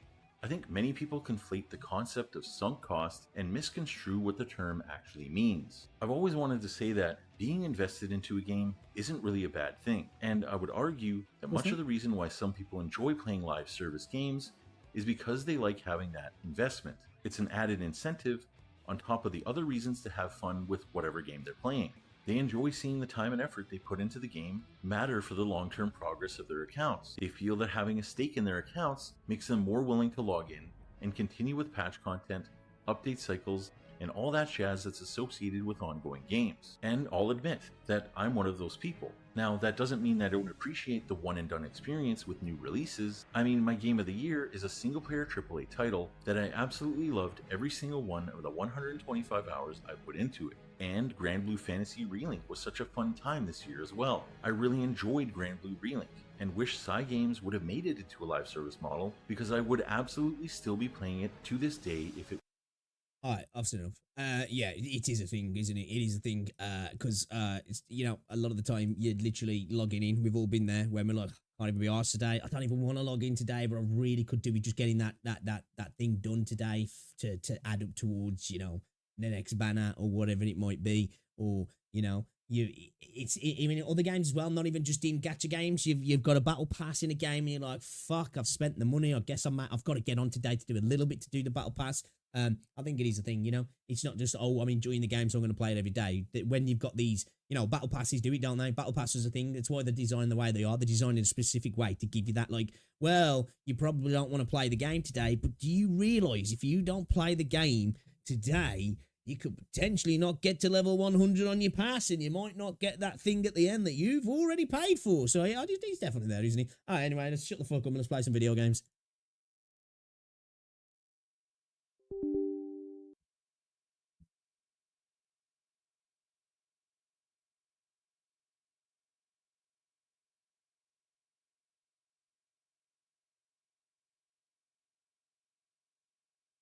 I mean, doesn't some cost apply for every game, not just well,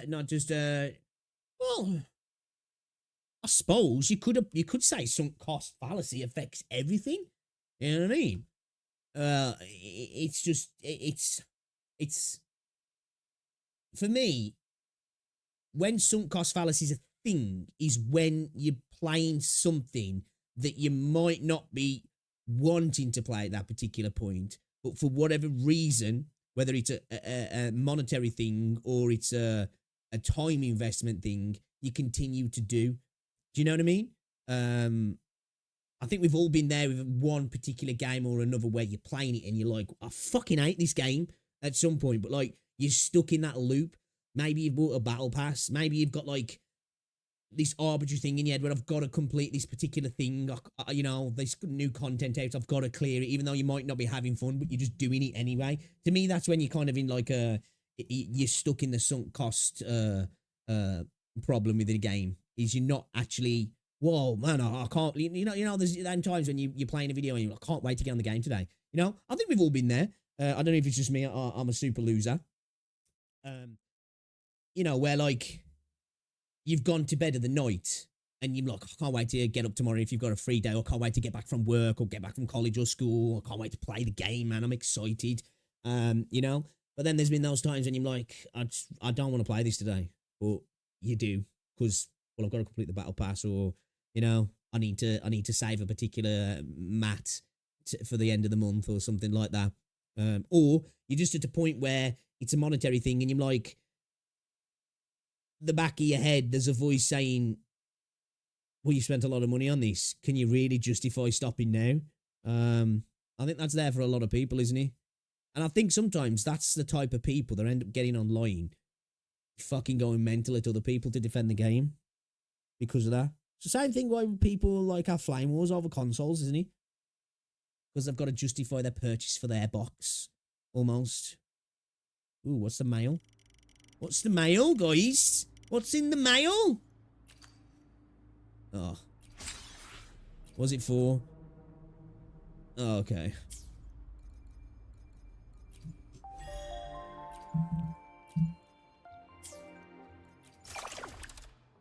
Oh, we got a... Okay. Oh, yeah, I remember this now. I remember this. I need to do some more of that, actually. I haven't done it. Does this run to the end of the patch? Does ya? I've got plenty of time to do this, haven't I? I haven't got to rush through it. For me, I log in daily on PGR. It's fun and I like to do it because I future-proof it is. 60 asteroids, 3,800 UL experience. Yeah, definitely need to log in daily. Gacha game mostly cause money is involved. That's why game reviews exist. Choose to buy the game or not. For gacha, kind of different. Yeah, I think MMOs and ranked games sometimes have it as well, don't they? For a different reason. You know, I've been playing some shooter games sometimes, and I'm like, I don't want to play today, but you're like, you know, I need to for rank, or like an MMO, let's say, where time's just a factor. You've just put that much time in, it feels like you've got to continue on. Otherwise, it's like that voice in the back of your head's like, well, you've wasted your whole life doing this, bro. You could have been getting laid. You could have been doing this. You know what I mean? When's the Nikke stream? If we don't do one over the weekend, well, actually, maybe tomorrow, maybe. Because Rosie's off work tomorrow, so I can do a longer stream tomorrow. I might give Wuthering Waves a break tomorrow. Soon, though, soon. I won't say definitely when. Happened to me when I didn't like one of the game. I couldn't quit because I played it for like a year plus and I really liked my guild. Yeah, there's that sometimes as well, isn't there? That's more like, I think, of a social aspect, though, isn't it? You kind of treat the game then as you're just like hanging out with people, aren't you? Nah, I'm like at the minute. I wouldn't mind having a day off and just hop on to do my dailies. The game info one. What am I looking at? What this?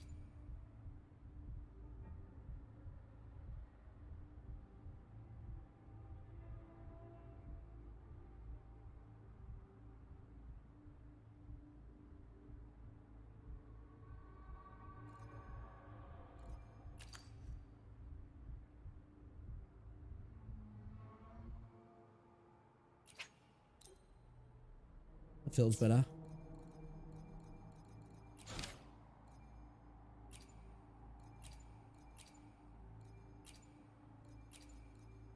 Let's go do my daily. Now, I do want to get back on nikke, though. I do.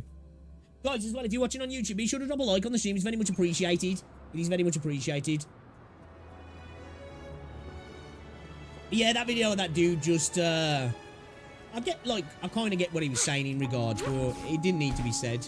I think he was just getting one-guyed a little bit. Fair play, though. Looking at his chat, they all kind of got where he was coming from, which, like I say, I can myself.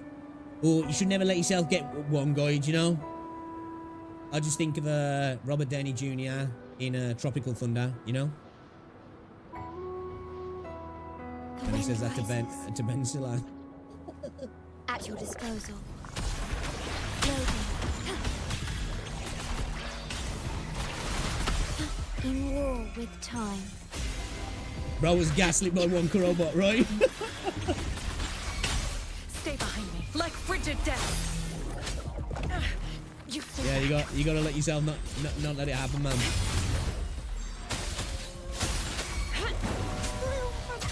Don't run. Keep the dance going. Easily done. It's easily done.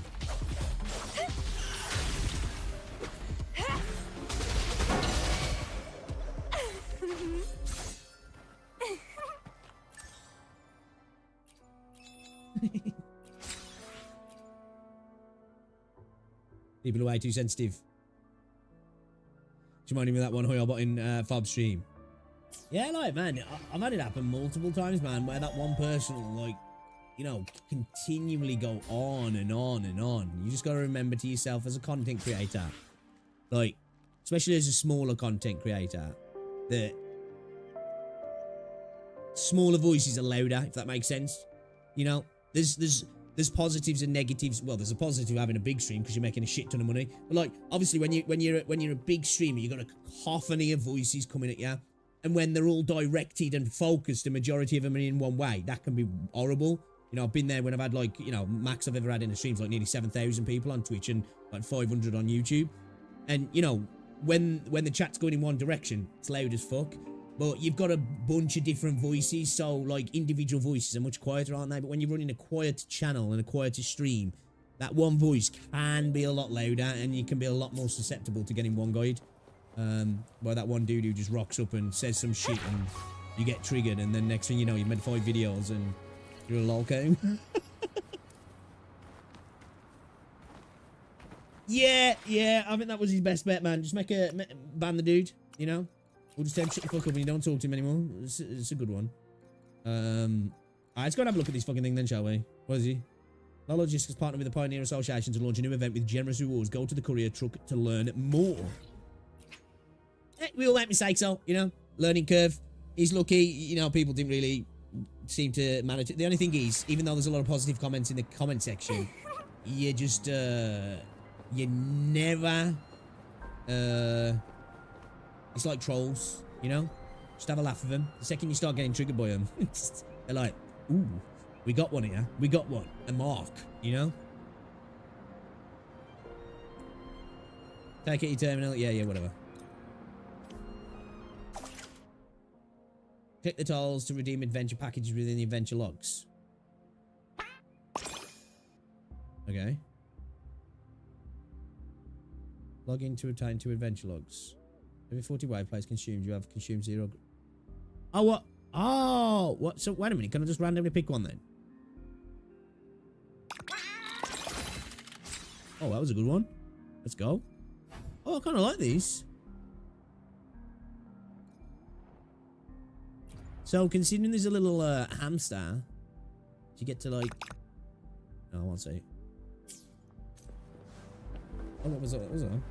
Open the Beyond the Waves page. Watch the ads. Loudspeaker on the vehicle is playing an advertisement with funny music. Okay. Do I get something for watching an ad? Knock on the window. After giving a few taps, the courier truck stops its broadcast and a line of words appears on the screen. Greetings, MIB of assistance. License and registration, please. I apologise, but this is an automated driverless courtesy vehicle recently developed by Lolo Logistics to ensure maximum safety and transportation efficiency. This vehicle does not have a human operator. If you wish to inquire about the entry records of non-local vehicles in Jinzhou, you may find relevant information within the City Hall's event logs. Yeah, okay. Imagine they made an unskippable ad, right? Okay, so I got nothing for that. So I'll just get to every single day. Alright, okay. And this is what we can get. Every 40 wave plates consumed, you have consumed... Oh, so I get... Oh, okay. Oh, okay. Alright, that's cool then. Alright, I kind of like that. It's alright, yeah. It's a bit different. I suppose it's different to what we've had in the game. Almost. I don't want to say it because it's not. But almost, one would say, in the realm of, not quite, but could potentially be considered, but I wouldn't myself, but maybe, almost nearly, not quite, a minigame. But not at the same time, you know? So, just saying. Let's go absorb some echoes then, shall we? He said the words. He said the words.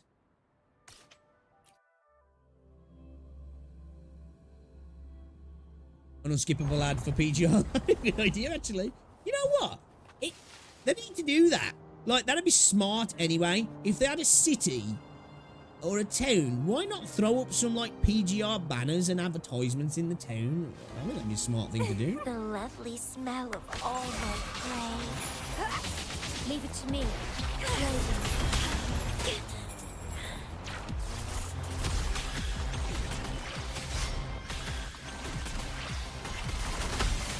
I engraft you new.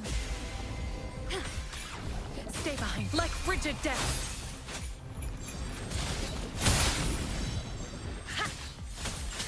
Bloom from ashen shell. Struggle harder. Collab or a teaser. Dude, I would like a collab though. I would like a collab. Not gonna lie. Man, just imagine I could be running around now as Crimson Weave, you know what I mean?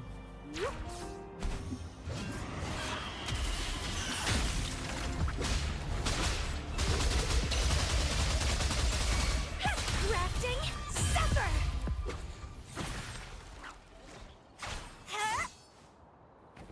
Yeah, we got that up to 98k yesterday, actually. Obviously within the Outer Stellar realm and buffed by Sanhua. The lovely smell of all my prey. That's a fun.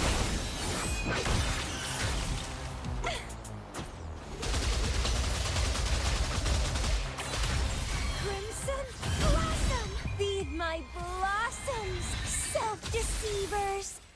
You already blew all your wave pates. Premature wave plate expenditure. Don't worry, it happens to us all, bro. Once in a while, you know. That's what they tell me anyway.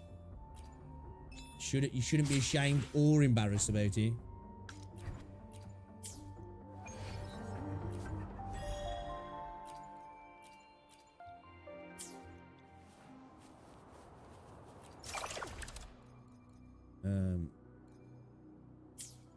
Wait. What was he? Every 40. Okay. Well, dude, I desperately need... I think I've run out of fucking... Yeah, bro, I'm broke on Echo. Experience. Am I doing for weapon shit? Those are the weapons ones now.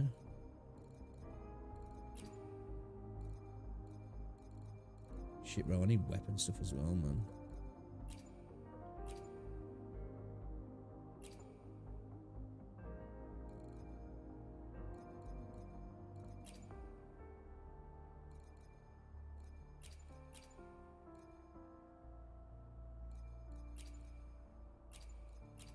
I just got so many of these fucking echoes.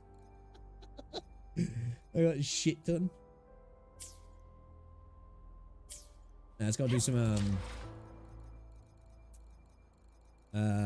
what's it? Where are they? Tacits. So yeah, we don't know who's coming next, do we? Really need to. Who do we? Actually, I've got plenty of Havoc ones. I could probably do again some more Havocs because I want to build up Danjin and Rover. Because I keep falling short on that one pincer by like 100 points, 200 points, and I think I need that Havoc in my life.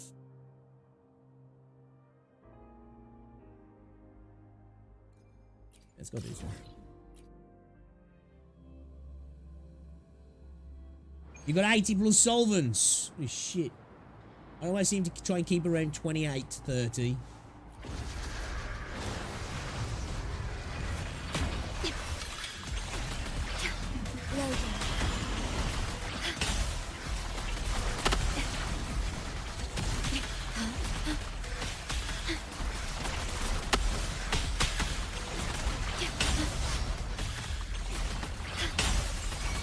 Iron graft you knew. Yeah. Stay behind. Frozen blockade. Engrave.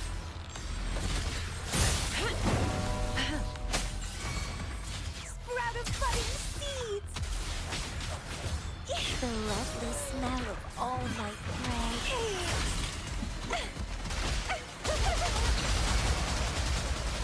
Crimson blossom! Let's have fun! Feed my blossoms, self-deceivers! It's getting fun.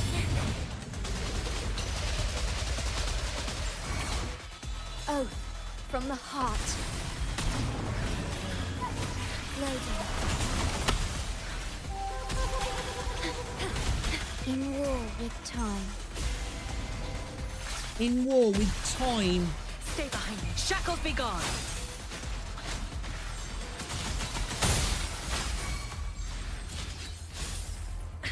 Bloom from ashen shell.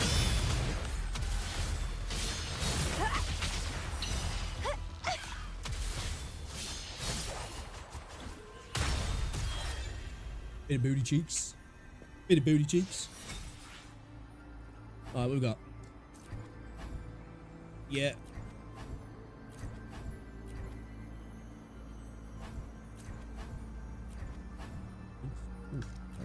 Spectral, electro, get the fuck out of here. Get the fuck out of here, bro.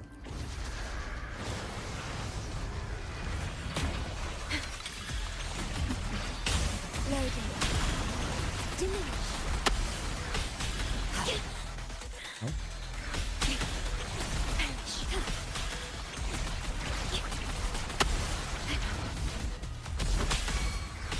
Astral modulation. Astral modulation.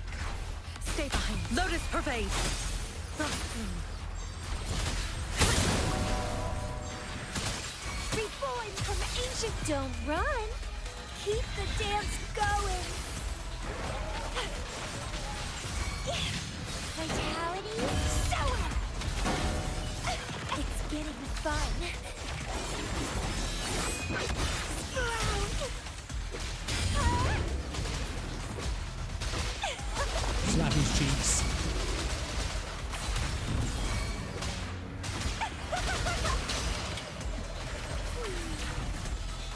Vow from Vez, you still in soul. chat?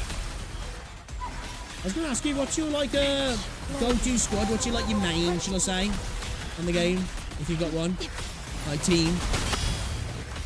So I know you were saying you prefer specialised supports, don't you? So I was curious. What's your squad like? You know, your go-to, shall I say? Just curious, actually, I was thinking about that earlier. Hyojin. Havokka. Havokka.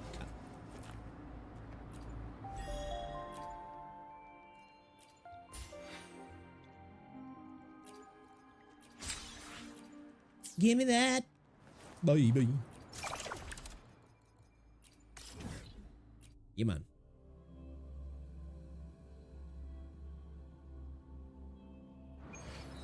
Dude, it'd be cool if we went to like a... Again, I was saying like, you know, what if we had like a city within an area on the map that was kind of instanced? So like you could get to the city, but you instanced into the city and it was on a much grander scale. Much grander scale. It's kind of cool to have vehicles that you could catch taxis to go to places. You know what I mean?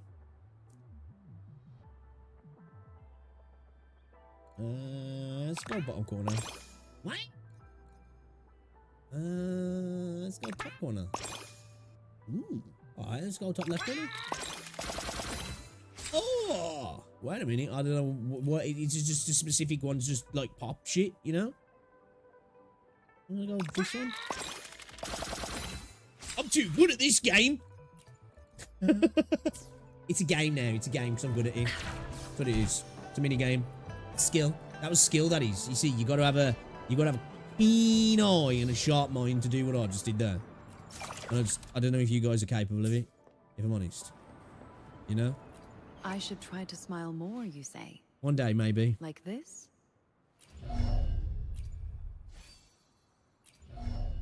Okay, so where are we sitting now? We're sitting at like 212 on the energy regen, which obviously is good, but it'd be nice to be higher. Crit rate's not terrible, actually, really, considering I haven't built her for that at all. Isn't it amazing that when you want a bit of crit rate, you just get shit, you know? You didn't see what I did there. Get lost, man. That was skill, that was, you know? That might go down in the annals of gaming moments. You know when YouTube Rewind happens this year?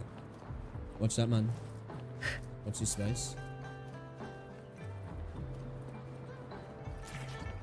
We will be there. We will be there. Here's to a world of discoveries and wonders. Hell, of course. Oh shit. Oh shit. You brokey boy ears getting shit off. I always forget to claim these. Oh shit.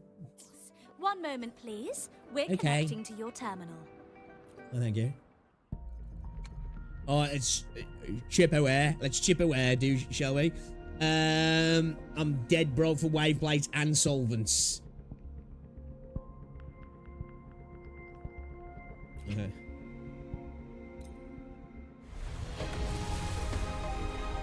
Big to say like anal.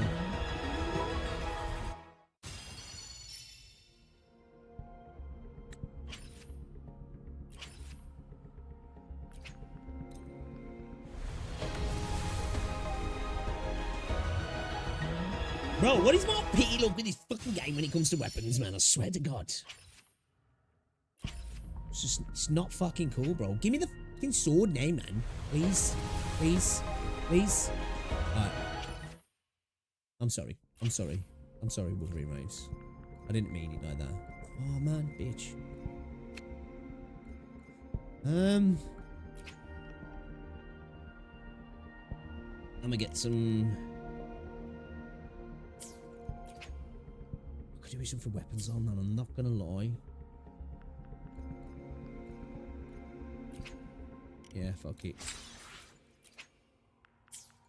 I blame chat for not wishing you amazing luck on your banner. It's true, actually. That's a good point. It's your fault. It's your fault, chat. That's a very, very good point, actually. Yo, Vez, I was just saying as well. I don't know if you was in chat when I asked chat. What? Because you were talking about your like specialized supports. What's your like kind of main team at the moment?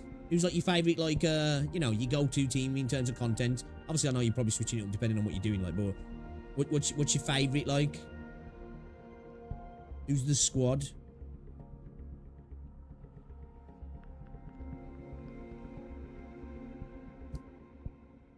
The other day I told my wife I was going to tongue punch a fart clapper and she looked at me like I was from another planet. Do it. Let's go.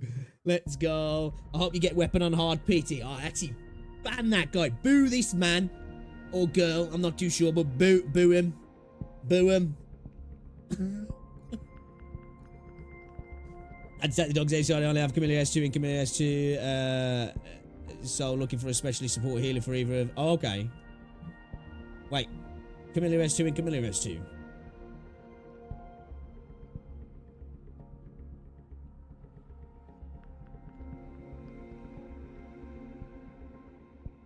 Because, like, prior... At the minute, I'm just enjoying playing with Cammy. Like, before that... Well, it's not a specialised team, because I don't even like... I just play whatever I feel like playing kind of thing. But, like, my go-to was, like, really... even though I like the idea because I moved him, it was like Jinsey, whoever, and then Verena. Like, I kind of just like switched out the second character. It wouldn't really matter. Sometimes I just throw Jian in there for the fun of it. Sometimes I just have like Yinlin in there for laughs. Sometimes Changli. Most of the time it was typically Jinsey, Changli, and Verena, which you know is not like a meta team at all, but like, that's just who I like to kind of run. Fuck knows why I've done this, yeah. I don't know when I was doing this.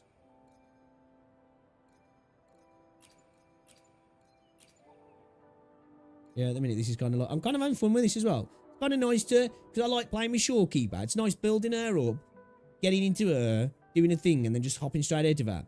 Because, like, obviously, as somebody who never played her prior, I wasn't too sure how her heavy worked and her forte. Kind of like it. It's kind of cool. I'm a Lucille, I'll do it. Camilla and Changli. Yeah, Yinlin's great, Yinlin is. I like Yinlin. She's fun. She's got to get a weapon now when she comes around again. Shit, man, she's in all squads. Whatever, Frovlova and Scar end up being out of space for them. Yes. I wonder what Frovlova's going to be, because, like, she's obviously somebody incredibly powerful, isn't she? And just how we got that scene of, like... Was it just controlling Tassets, or was she, like, bringing them forth? Like, what the deal was in that bit we got to see in the game, you know what I mean? So, be interested to see how she, like, plays, what she does, what role she plays, kind of thing.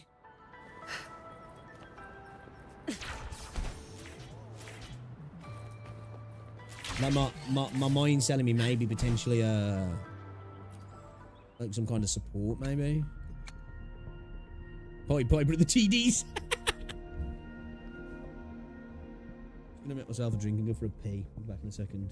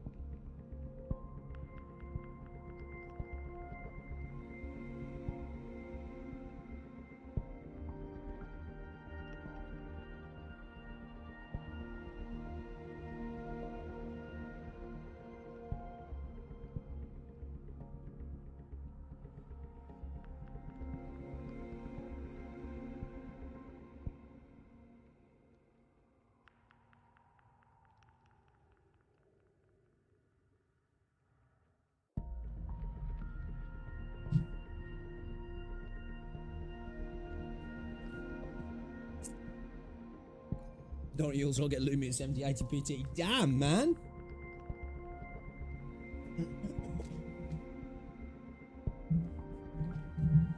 Nakarete with a voodoo doll. You got Yoo-hoo 7 pulls. See, I want to get Yoo-hoo. I'm just gonna wait for her to drop into here. I'm just collecting these now, waiting for what's it to go into there? Sorry, Lumi.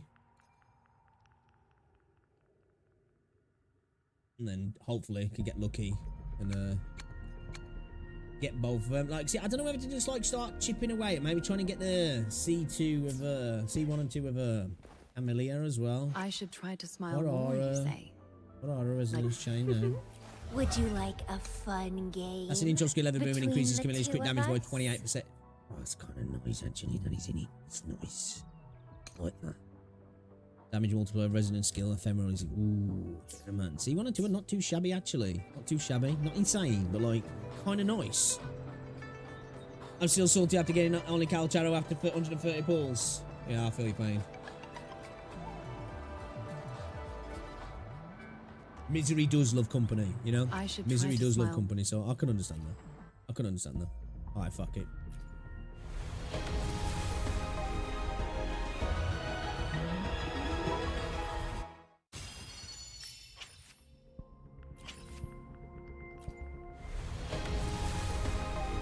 Who's like, I'm going down. I'm taking you fucks with me.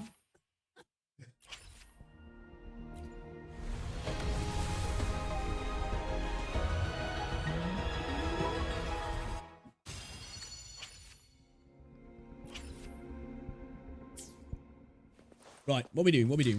Okay, we've done this for today, haven't we? Yeah, we can't do any more. We just need to log in now, do our dailies. I kind of like these sort of things though, because like again, I guess I do as well, but it's like kind of tied to your dailies in a way. There's like that little like I guess an extra reason to do your dailies, isn't there? So that's kind of cool. Should we maybe do some more depths? I'll claim or what to have an eye. Might do some pincer as well, because I'm just fell short on this one here, like 200 off it, man. So we need to go back and do that, and then continue on with the rest of them as well. But I think should we do a bit of depths, shall we? Have a look at what we've got to do. Do one with Lumi, do a Yoo-hoo, Encore, Verena, Calculator, Ling Yang, Mordefi. Are they, what's it characters? Are they Troils? Are they those Troll characters? So I don't use that. Yoo-hoo's there. Mordefi's there. Shit. I ain't got that stupid cat boy thing. That's annoying.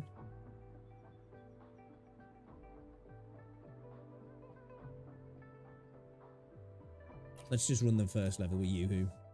Okay.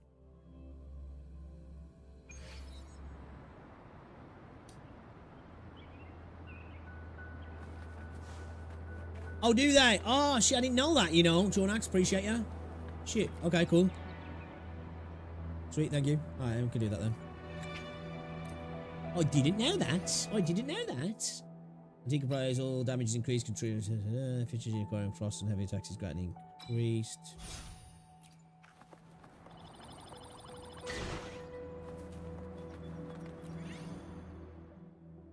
Let me go with the Bellborn, yeah. Big Turkle. Big Turkle. Oh man, I'm so happy, Rosie, you got work tomorrow. I'm buzzing, you don't understand. Obtain dream fragments equal to the multiplier of the current attributes. Increase resonance skill, damage casting resonance skill, consume stamina. Let's go with the dream fragments. Whee! Here comes Master Yoo-hoo. Ouch!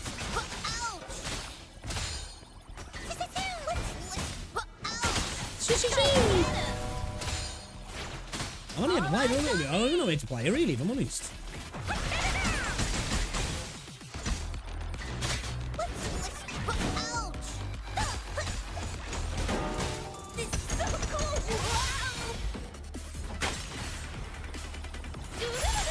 All eyes on me! Try to fool me! Must admit, she's kind of annoying to listen to, though.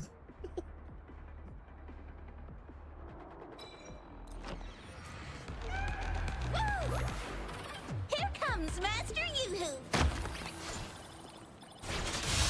All eyes on me. Go get him. Are we going up? This is so cool. Wow. What's this? Ouch! Behold my collection. Whoa. Let's go get him! Whee!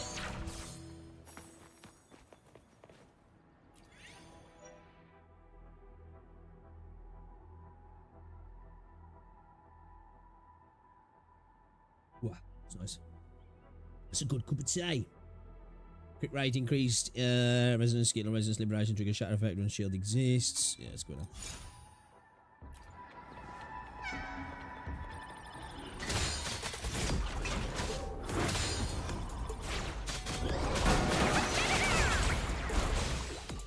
We got 4 of the same then. Go get him! All eyes on me! Yoo-hoo! Wow, exquisite! Luck is on my side! What did she say then? Ooh. Oh, she said exquisite, yeah. I was going to say, but she said something else, man. What the fuck, considering No. what she is. Trying to fool me?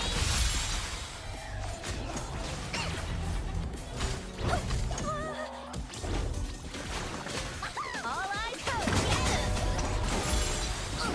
I'm not going to lie, though, her voice lines are a little bit annoying, aren't they? I really don't know how to play her, man. All eyes on me!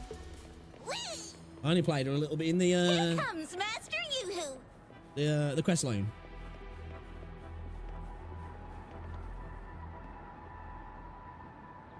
I think people memed her, but she's different, but I don't like how she plays, although she's more enjoyable. Yeah, I must admit, like,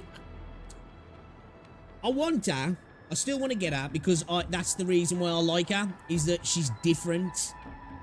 Because, like, obviously you can have characters that are different in regards to the kit. But her input's different, isn't it? She's, like, literally, you know, you play her in a different way. Yeah, I don't know if I'm a big fan, if I'm honest, now I'm actually playing her properly. Not gonna lie.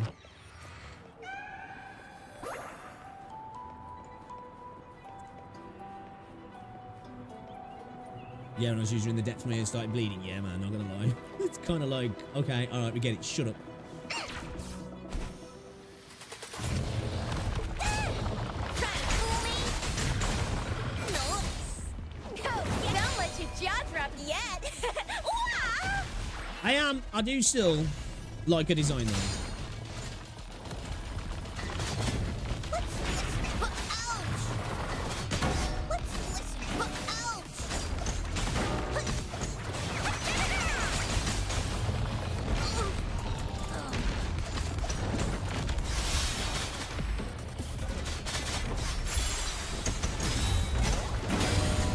Behold my collection.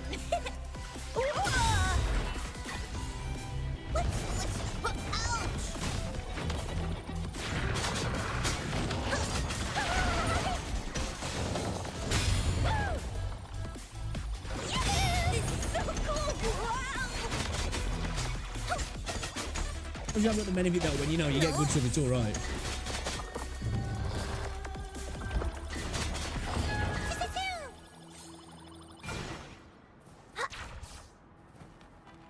You have to get a hit on that one to get it.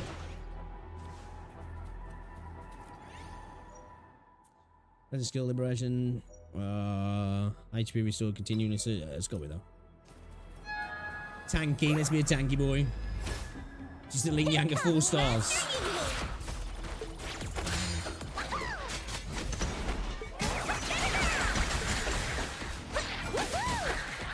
Luck is on I hate that my character. side.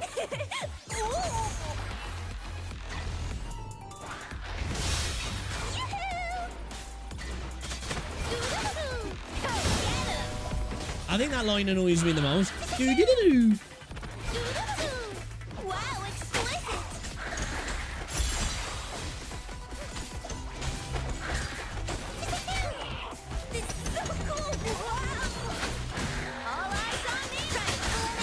Okay, that's our little bit of CC, yeah, okay. Behold my collection. I'm getting it a little bit. You'd rather use Ling Yang. I don't know, man. It triggers me. Dude, I hate his trousers so much.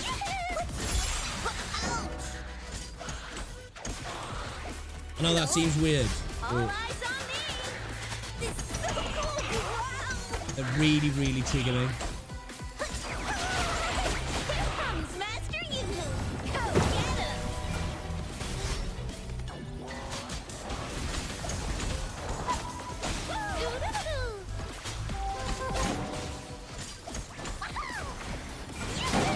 Wow, exquisite. Don't let your jaw drop yet. Wow. Go get him.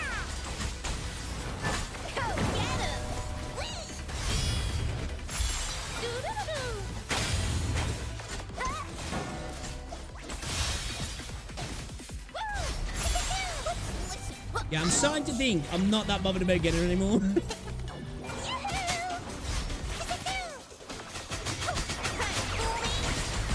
You know? Go get him! All eyes on me! Oh. Woo.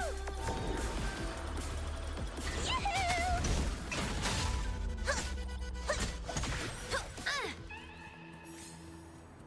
I'm not even that interested really in trying to get my matches either that much, if I'm honest. Get this movie, shall we? I was going to build Yoo-hoo over Ling Yang, but I don't like her playstyle on release. Calcharo is so fun in this mode. Calcharo's just fun in general. I like Calcharo. I tried Cal, but I'm not very good with him, so I got spanked. Tried to the US at least match your auspices so you could do more damage just to get out of this hellhole. Good point, actually. Good point. Probably should try and match him more.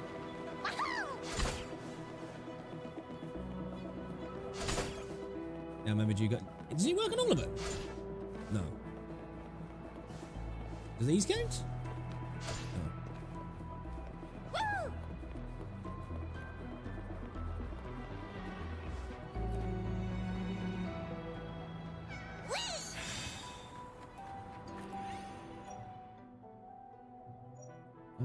Let's go with the cooldown. I was gonna flip one more.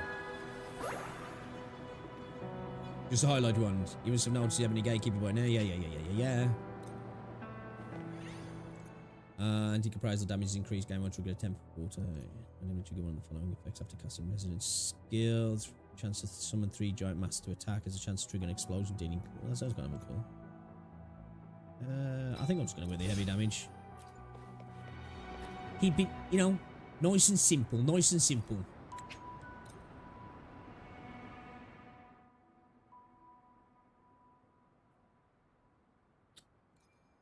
Got enough of the bell, have I? We need some lightning as well, yeah. Okay, let's just grab that. Crit it. Some reason skill.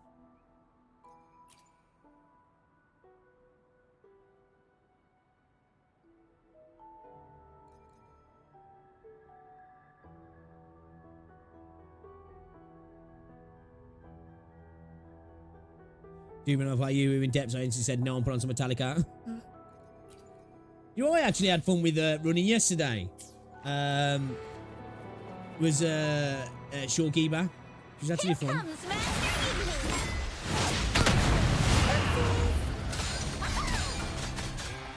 Wow, exquisite. Oh. All eyes on me.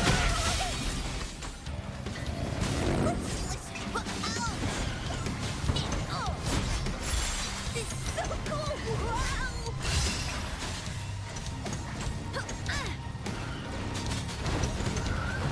Don't let your jaw drop yet. Wow. Yeah, she's super annoying, man. You just want to parade from the cold. You know what I mean?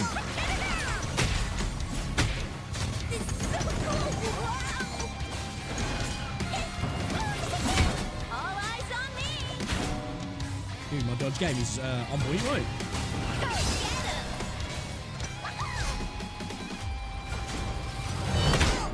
What's where you're trying to fool me? Behold my collection. Inside his bike. Nice. Let's go. Go get him. Yeah, she's one of those characters, like, on paper, you know, Kit sounds fun. Sounds potentially, like, useful. I'm not saying she's not, but, man, just like, not fun to play. Luck is on my side. All eyes on Like, distractingly so almost as well, if you know what I mean. Wow, exquisite.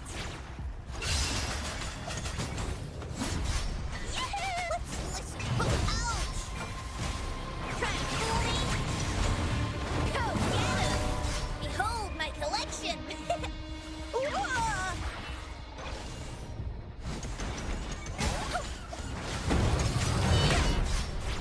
All eyes on me.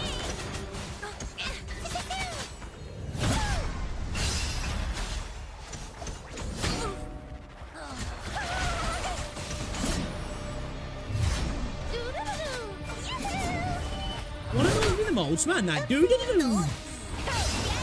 Don't let your jaw drop yet! Wah!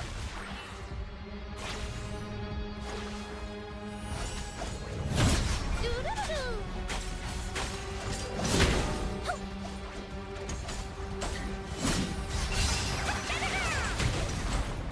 Go get him! Luck is on my side! Ooh. Watch where you're going! Wow, exquisite!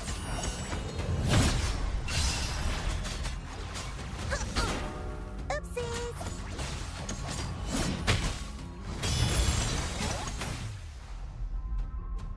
Yeah, I'm not a fan of it, really. Not a fan.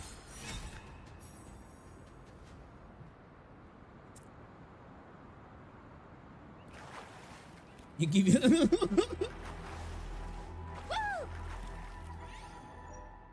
And the problem is though, you know, without frost spell effect triggered when attack if should exist, when at full HP, all attacks will trigger shatter effect.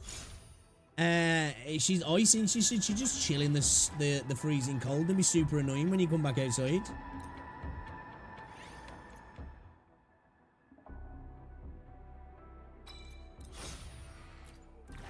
I need to get used to her, man. Not used to her at all. Here comes Master You! Hold my collection! Ooh.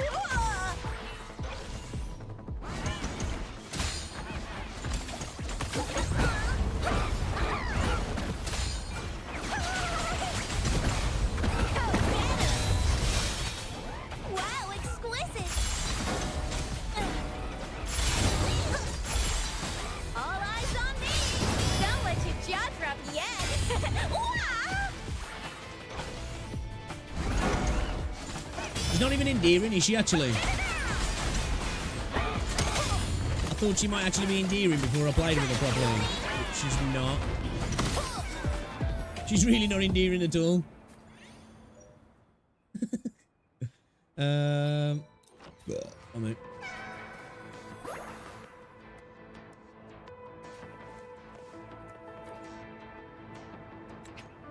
It's Miguel.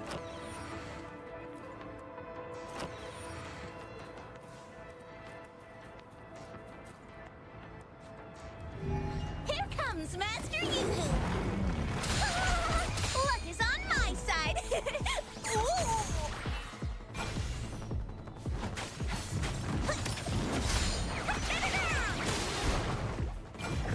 Go get him! Try to fool me?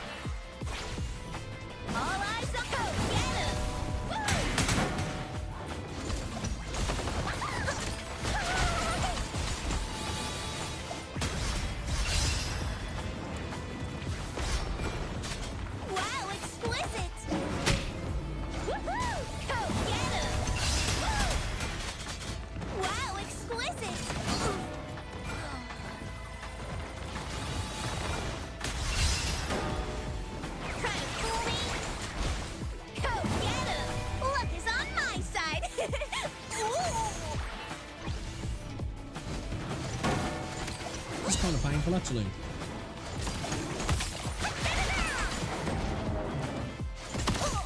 I think if he was ever suicidal, don't run Wow, exquisite. this with her.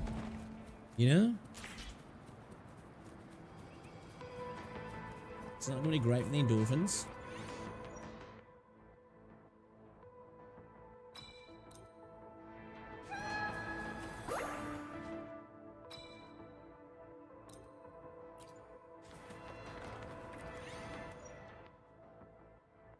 Can we get a refresh too? Nah, fuck you, bro.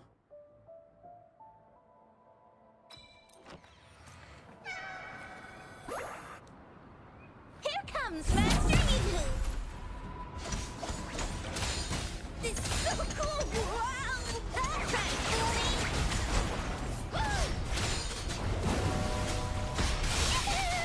Wow, exquisite. Don't let your jaw drop yet. Wow.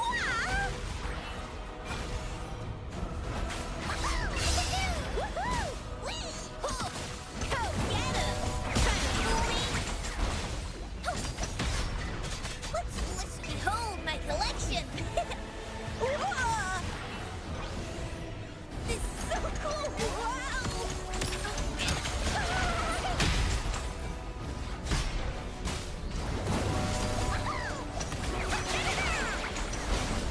But she's good to use like a mortify.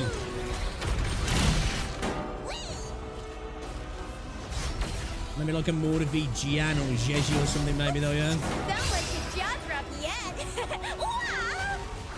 This is so cool.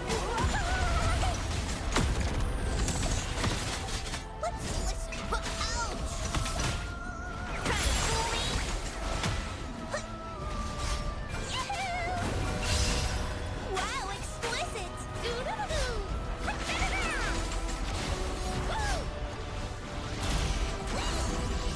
Luck is on my side. Ooh. All eyes on me. Woo! Ow! Watch where it. Nuh-uh. Bring Wow, it really, bro? on.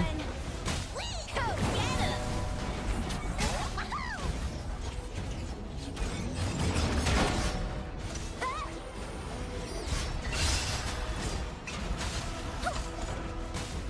get him. Behold my collection! Whoa! This is so cool! Wow!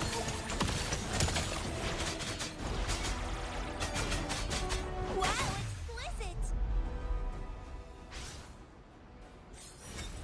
She's got literally turned Jeji into main DPS. Yeah, I can imagine she'd be really good for her.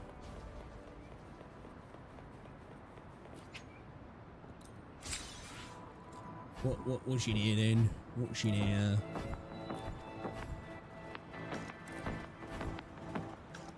Crit damage for all costs always good. Have a kind of glacier. Love it. Love to see it. Love to see it, you know? Why not? Why fucking not?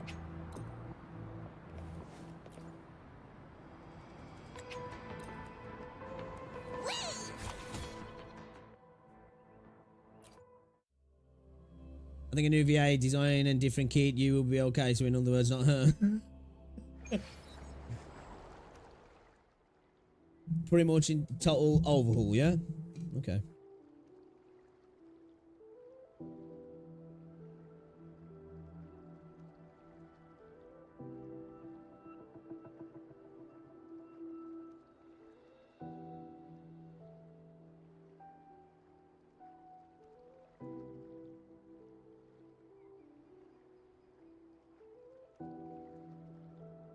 But yeah, that video uploaded today was the sharpness distracting as well on Twitter, because obviously it was like having visual noise on the video. I know I think I mentioned it earlier, but was it actually distracting? Was it annoying to watch?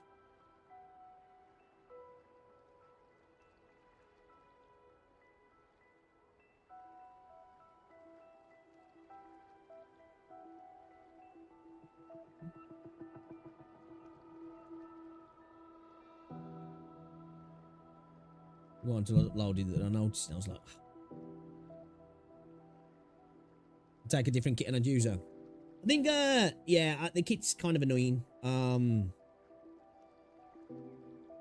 Just doesn't feel intuitive to play. I don't like her VA lines though. A voice actor doesn't bother me. You know, when she's actually just talking. But like her VA lines in combat are kind of annoying.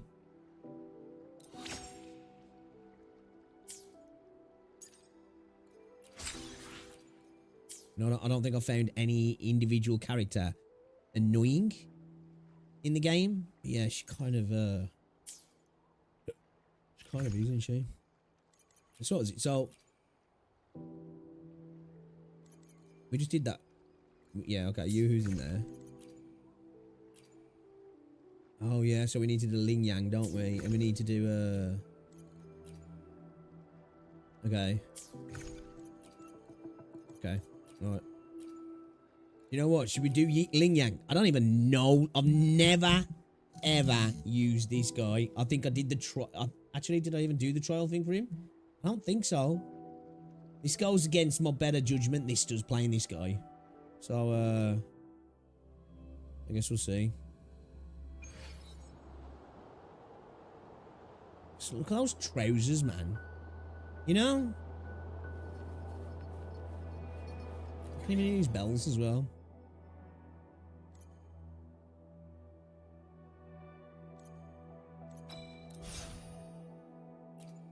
These trousers trigger me though.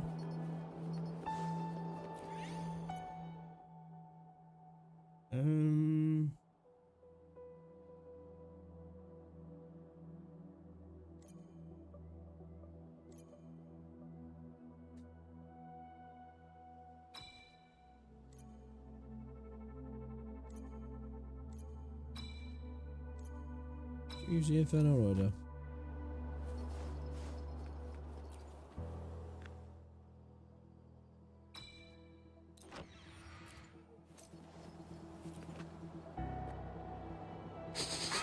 You little bitch. Smells like danger. Not today, friend.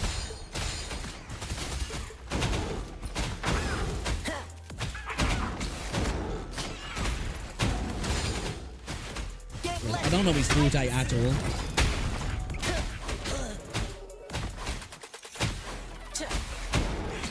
That's curtains for you.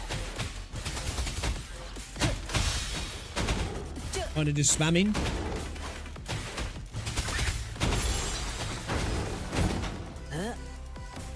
Oh wait. Oh okay. So I'm saying I've never played this dude. You know, I don't know his kit at all.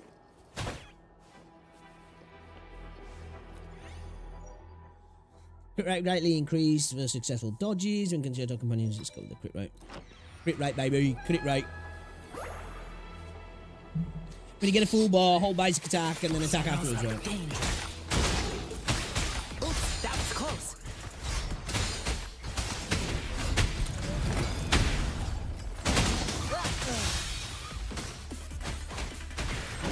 Fastest way to generate it.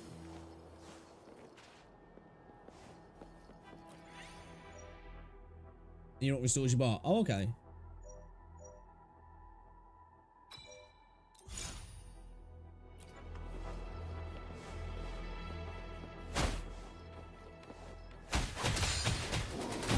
Gale Storm. Yeah. Didn't hurt at all.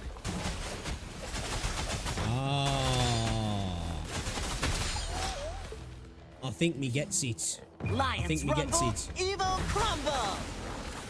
Yeah, he's still super annoying though, isn't he?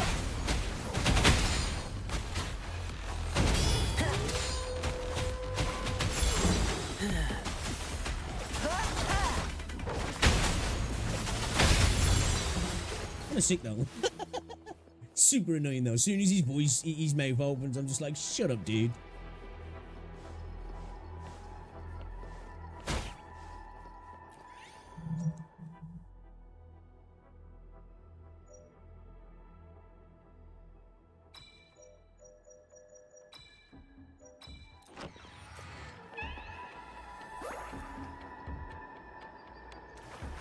Yeah, did ya? Yeah, he's alright, I guess. I still like him, man.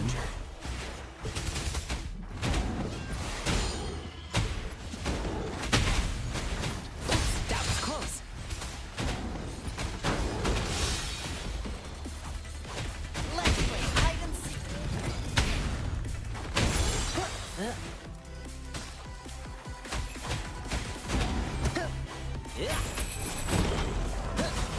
How's that? Drumbeat strong, ill fortune gone.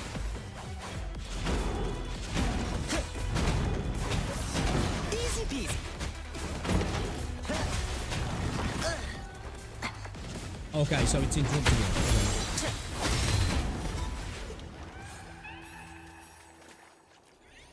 Okie dokie, okie dokie. Damage dealt increased, continuous attack stackable, attack moderately increased.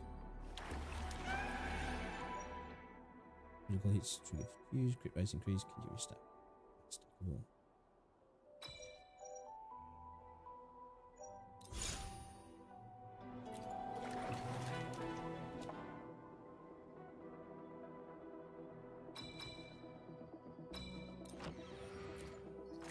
Score foot cube, shall we?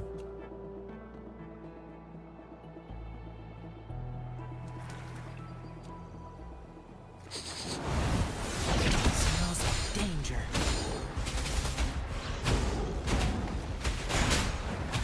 Oh no! Oh no!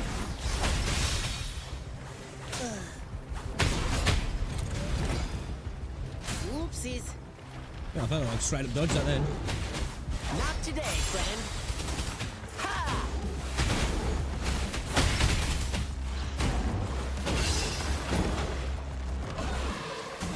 See, even Scar looked like he was going to throw up then from looking at him.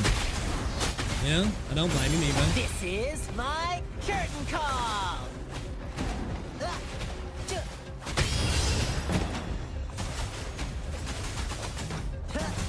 I'll admit though, he's kind of fun to play actually, I'm not going to lie. Kind of like him to play actually. Oh, okay, yeah. Is it wrong that when I look at him, I just want to punch him in his throat? Like, you know? I don't know why. I feel like I've got problems.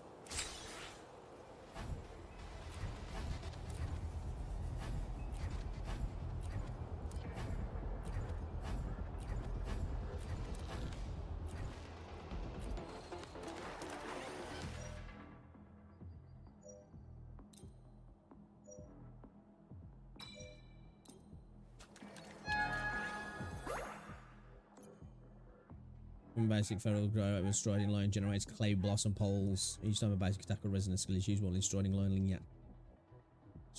Oh, striding lines, he's striding line, sorry, he's when his forte is activated, yeah. Jumping such a jump.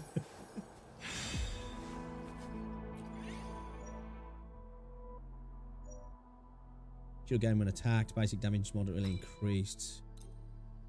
Let the basic attack damage. Shit, what did I name these? Is he Glacial? Fuck, forgot. Glacial, yeah. Oh no.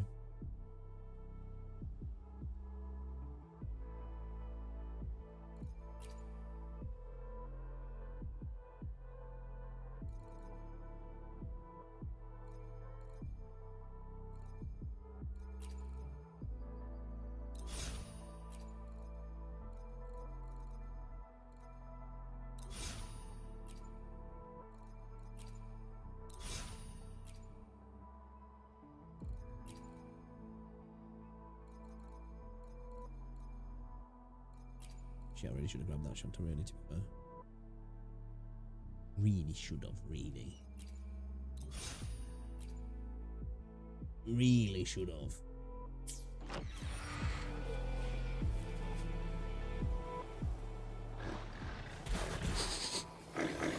Smells like danger. Oopsies. Let's play hide and seek.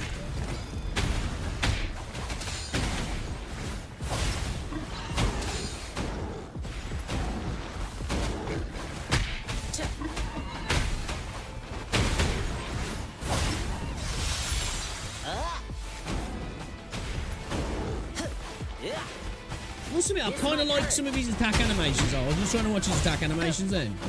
I kind of like some of them. Not gonna lie. I just hate his trousers, man. I think his trousers are the main factor. You know what I mean? So it's like it's weird that I've got such a disgust for his trousers, but it's definitely a thing.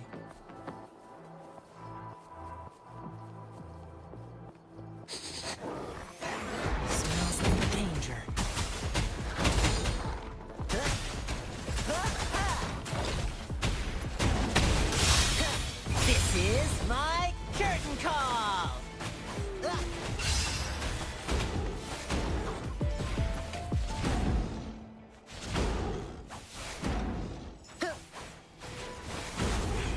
That's curtains for you.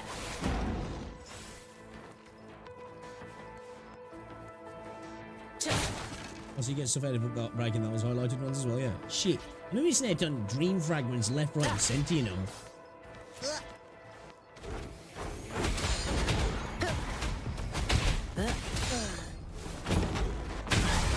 Oops, that was close. Let's play hide and seek.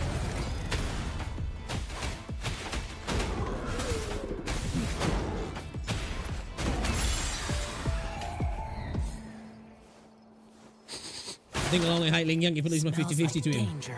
I'm not gonna lie though, after playing with him down Super Sus, kinda like his play actually. He's kind of fun. He's kind of fun actually. You're right, chat. You're right. Misjudged him.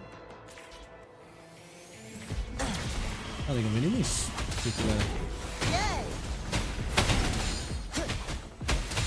Drumbeat strong, ill fortune gone. Still though, we should really shut up. Watch out.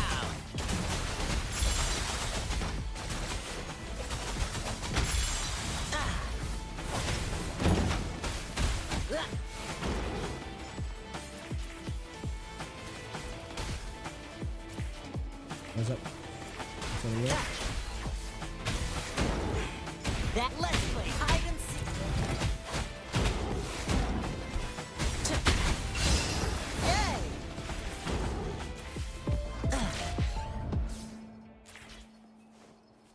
There's no enemies to defeat.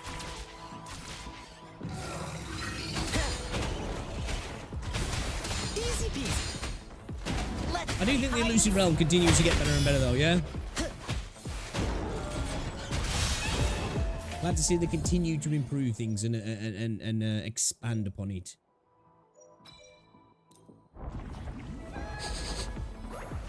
Smells like danger.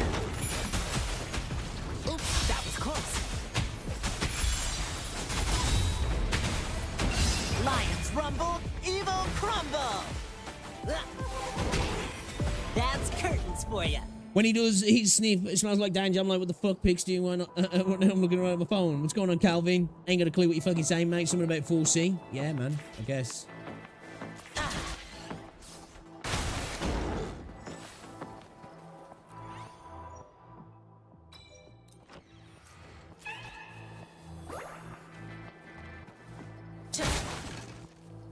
Move like the rain.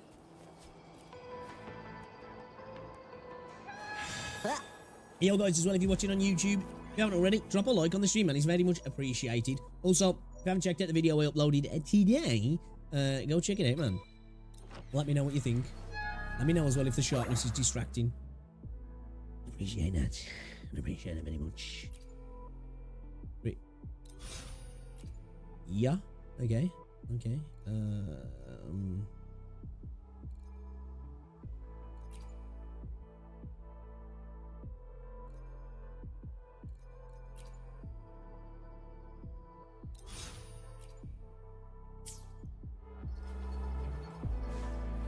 Be a bitch.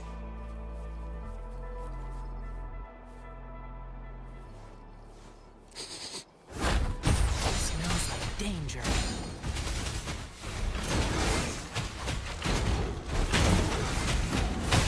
Easy peasy. Oh no. Oh no. Let's play hide and seek.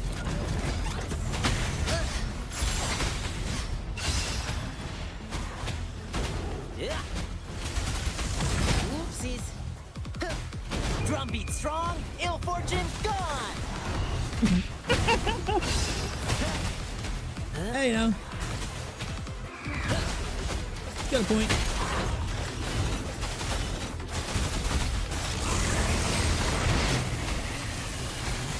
Playtime's over.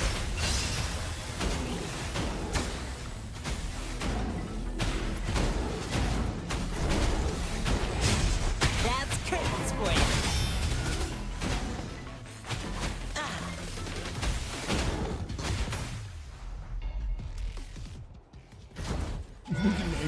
bro.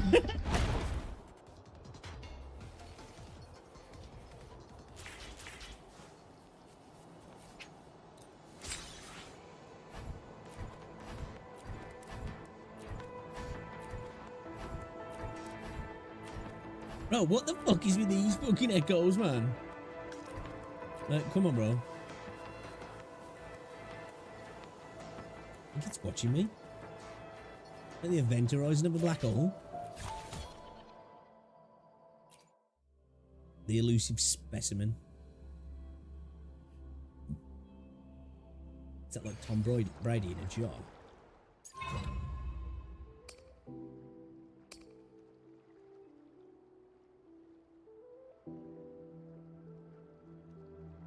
Oh, it's kind of cool, isn't it?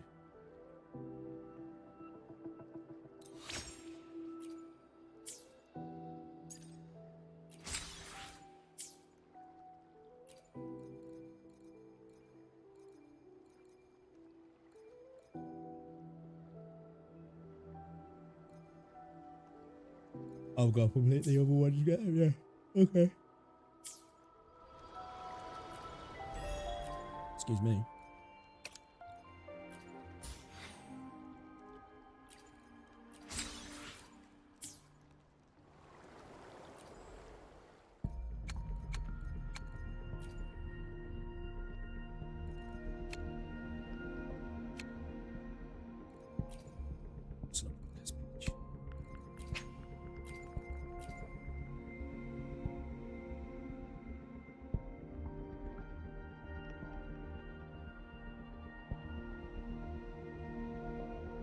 Tempted, man. I'm tempted. Tempted. Not gonna lie.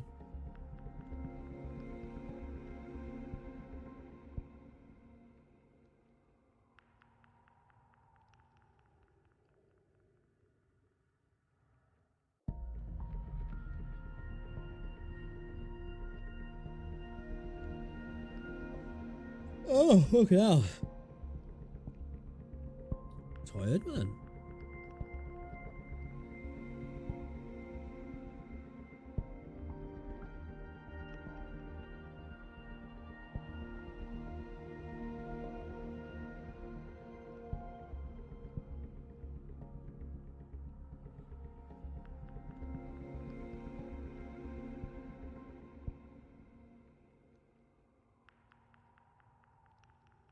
Oh, fucking hell.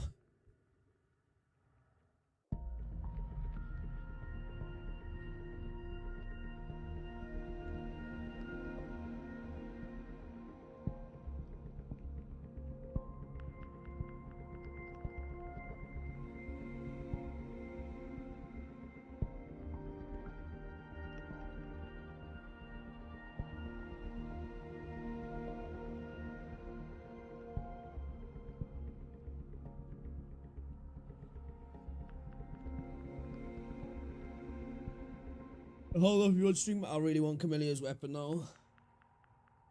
You know what I mean? It's annoying me now. Please spend responsibly. Don't tell me what to do.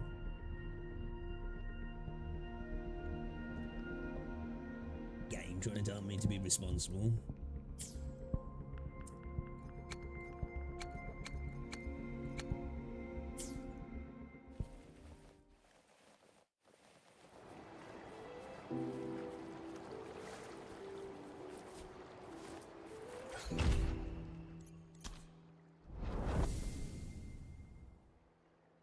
What have I done then? I've done these two, yeah?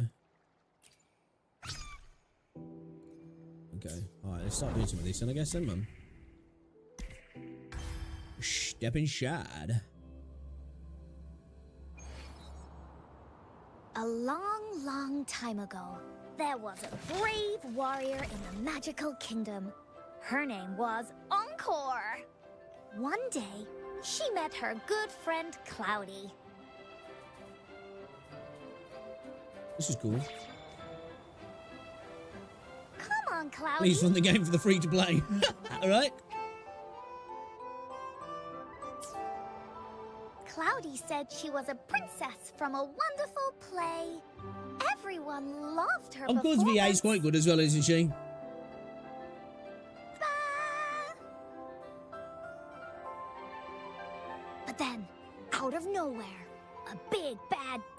appeared.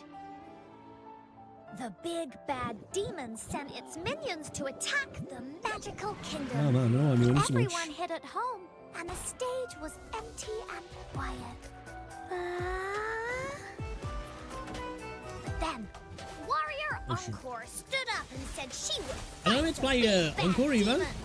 To bring the crowd back, Cloudy, the great performer, also joined Encore's team. Am I using my Encore?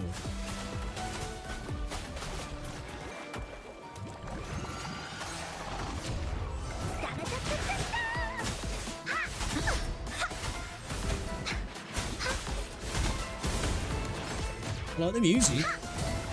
Here comes Encore. Leave me alone.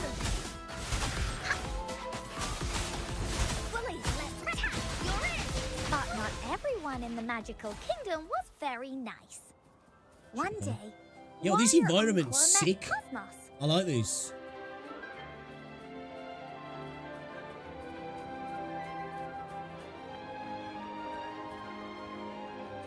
Music's banging.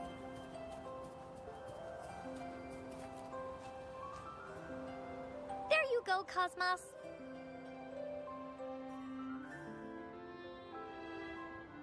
Apologies for keep yawning. I Possibly. used to live in the magical kingdom, but I went on a big adventure far away. When I came back, no one knew me, and they wouldn't play with me. Huh, if you're not Cosmos's friend, I'll just go join the big bad demon and cause trouble. We've got to go let's play together, Cosmos, because Really? it sounds a bit weird to say to a so child. Nice of you. Sad little adventurer Cosmos was so moved by these words. This special friendship made him join Encore's team. What's the range on him? With his brave heart, Easy, yeah. Cosmos decided to fight the big bad demon. I must admit though, I love that and save animation. the magical kingdom with Encore. Yeah, we might have to do Encore up actually.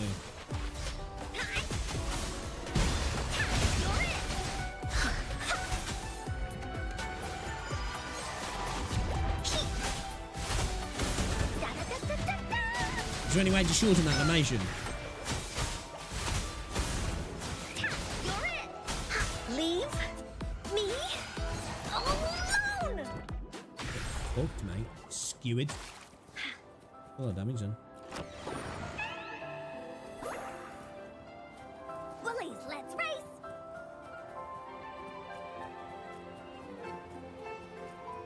Really like this environment. Willie sends his takeaway. Warrior Encore and her friends marched to find the big bad demon. The sly demon sent its monster squad to try to stop them. But they were not afraid. How is she? Princess Cloudy and Adventurer Cosmos used all their skills to support Warrior Encore. In the end, Encore's super team took care of the monsters.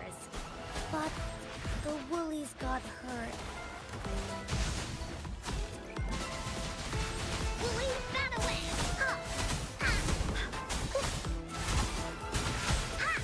Leave me alone!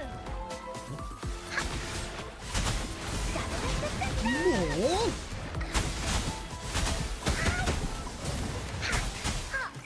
You're in! Leave me alone! No one picks on Encore's friends. Was her all give her an attack or something? Or something? To help them feel better, Warrior Encore climbed all the hills and swam all the rivers. She walked a long way and finally found the magic. She picked it up carefully and ta-da! She made medicine that healed the Woolies. Then the super team marched on their way to fight the big bad demon. And the AI's doing a good job though, yeah. Really good job, right? Must admit. Voice acting's definitely stepped up a massive amount in this game. Massive amount.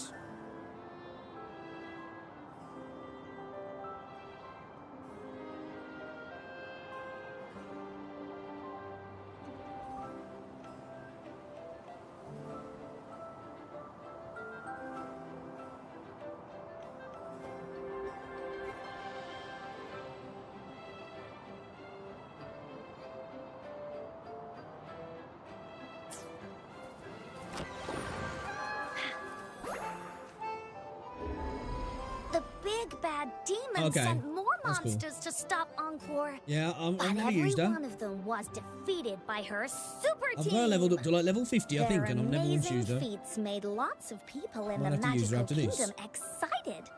More and more people wanted to join Encore's team. After careful picking by Warrior Encore, they chose the Candlestick Fairy, who breathes fire. Encore also picked Grey-Ear the Rabbit, who can slice bread into 100 pieces, and the Stool Spirit, who likes to zoom around on 4 legs. Then came Miss Clover, Uncle Broom, and Grandpa Cole. With more friends joining, Encore's team got bigger and stronger, becoming their super-duper awesome team. Are they going to join us?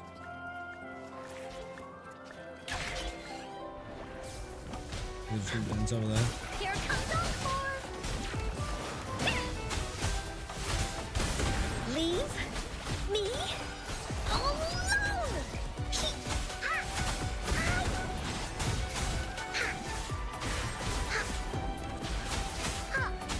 You're in! Into Woolly's belly you go!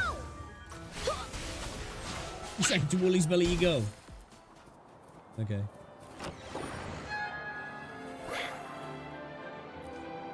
Still need to do a companion At quest. last, it was time to fight the big bad demon. Grey-Ear the Rabbit made yummy bread for everyone so they wouldn't fight on empty stomachs. Cloudy put on a show about a brave princess the night before to cheer everyone up.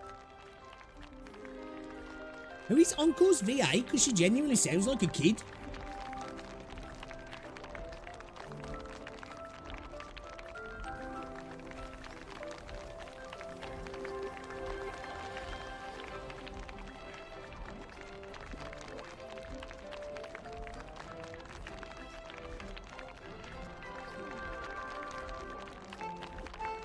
Be a good Woolly now.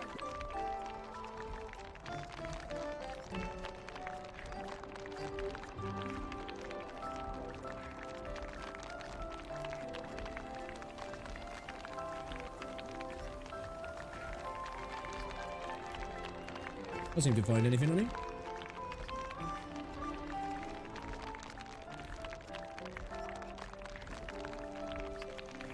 One sheep, 2 sheep, 3. Come on, Bitcoin, it's 97k today. Crazy.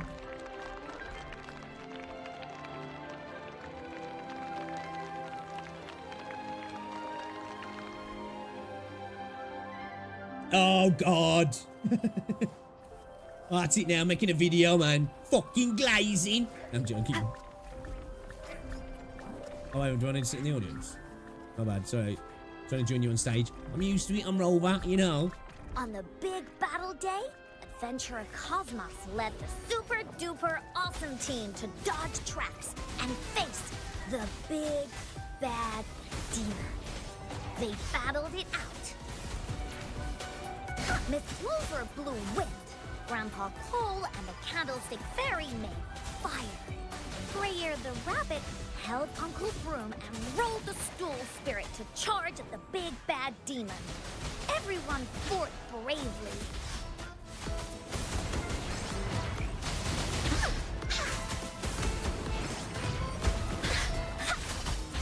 Leave me alone!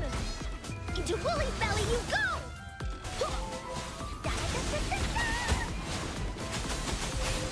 Finally, Warrior Encore and the Woolies teamed up for the final blow. Wait. What's the women popping after all? It's a different one, yeah?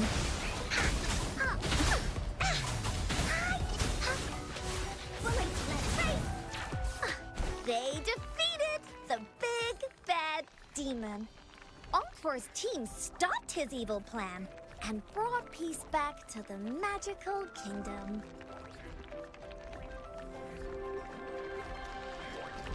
Oh, does she? In reverse 1999. Okay.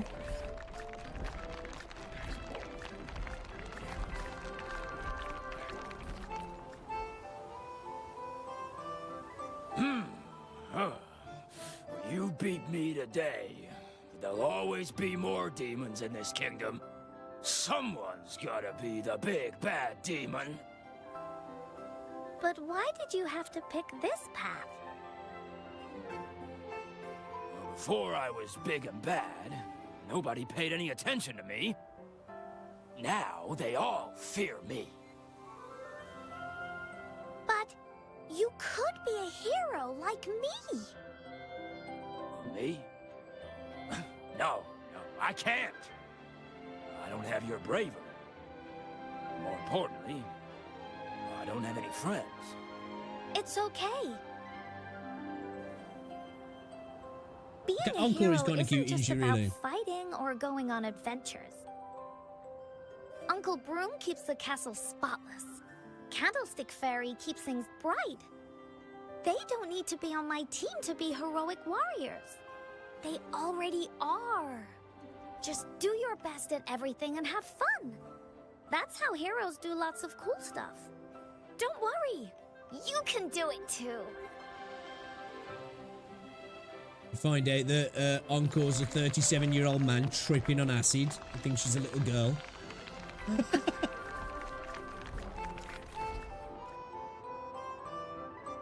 Okay. The magical kingdom is now called the Warrior's Kingdom. Is the story finished? Yes, with a happy ever after ending. Hooray! I'll tell a new story next time.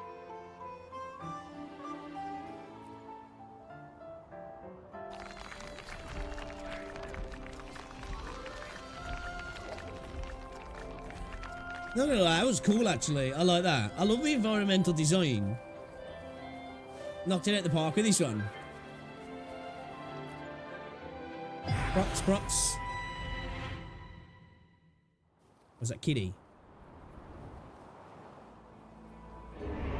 Didn't I just leave Sanhua? Why am I still here? Encore's not here. Did she leave already? Let me see if I can find another gateway. You see, like, Rover's... I don't know, man. Rover's VA still ain't doing it for me. You know, I love Rover. She's got better. Still, just, you know, going from Encore's really well done VA there into Rover. It's just like, you know, just doesn't hit the same.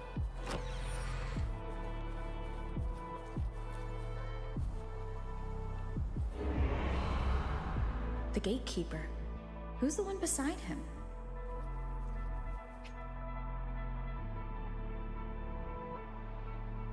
Rover needs some oomph. Yeah, right. It's like, you know, it's like I don't believe her. One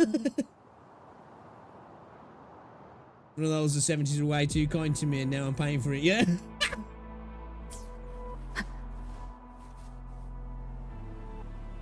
Excuse me, sir. Is this all real? Are you the god of this realm? How did you get in? I don't know. I was supposed to be at my grandma's funeral. I was watching over her and lost track of time. The next moment, I was here. Maybe I fell asleep? A part of your consciousness entered Sanhua when you fell asleep. The moon turned into a cat's eye. Sanhua? What's that? Some kind of sonoro? No, but you can think of it that way. Well, just now, I met a girl around my age. She had the same name as Grandma. She lived in the same town, had a group of friends, and liked to catch dragonflies in the mountains. The only difference is, the temple that should be demolished by monsters was still there, east of the town. Grandma used to say that people would pay tribute to their ancestors in that temple every year. The ceremony would be as grand as the moon-chasing festival. As much as she loved that town, she never stopped wanting to explore the world outside it. Man, Rover's I got some heard the thighs, man. Sonorosphere can keep memories of people or even a place's history. I'd let her strangle me with them. True? What I saw just now, is it real? Is that girl my grandma? My apologies, but I cannot answer that. Can I come here again? No. No. See? What happens when I wake up? Will this place and my memory of it disappear? Everything you saw here will be erased, except your memory. That I have no control over. That's a relief. Thank you, kind sir. That's given me some hope. In my that's why she can't memories, return. Okay. Grandma always took care of everyone in the family. She raised her children and they left home, then her grandchildren, repeating this cycle her entire life in that old house. I always wanted to travel, but I couldn't bear to leave Grandma alone. This dream showed me a different side of her. She was once a young girl with dreams just like me. She dreamed of traveling, meeting new people, and starting a family. Now I feel grateful to be part of such a family, and even more grateful to have this side of Grandma live on in my memories. I used to think she was old and lonely, but she really glowed with her hopes and dreams. Thank you, sir. Thank you for showing me this. He's like, I don't give a fuck. You imagined me too. That happened in the past. I was looking at their illusions. The gatekeeper showed this to me. What is he trying to tell me? Please leave the Sanhua. Data from the last phase will be deleted. Repeat. Data from the last phase will be deleted.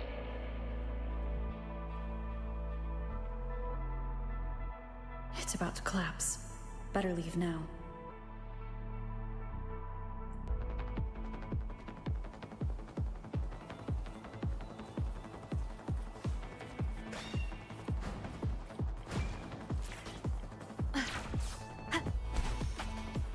Shafted.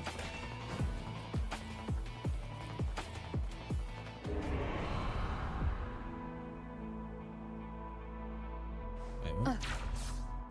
Oh yeah, you getting it? Let's go. You are no longer free to play. It has been some time, hasn't it? I already told you the first time we met. Sanhua is unstable. It isn't. It's due to Sanhua's innate design. Tell me, what do you think Sanhua was created for? To store dreams to fight against the lament. Exactly, Dreamwalker. Such a large and complex creation is necessary to save a world. No. You don't get to play both sides. Get the fuck out of here, you dirty payer. You're one of us now. Millions upon millions of dreams converge in Sanhua. Perhaps within one lies the key to vanquishing the lament. It may not be. No, you know, it just it once it's done, it's done. You don't renew. You can buy it monthly if you want, but you don't renew. Didn't buy the subscription. I believe they're closely connected sorry, to bro. you, but that's not important right now. One day, you'll find out who they Filthy are. whale. Compared to you, who is of immense significance to them, I am just a tool they created to get rid of useless data. Every day, people dream that Sanhua's capacity is finite. Dreams that don't aid in defeating the lament are deemed worthless.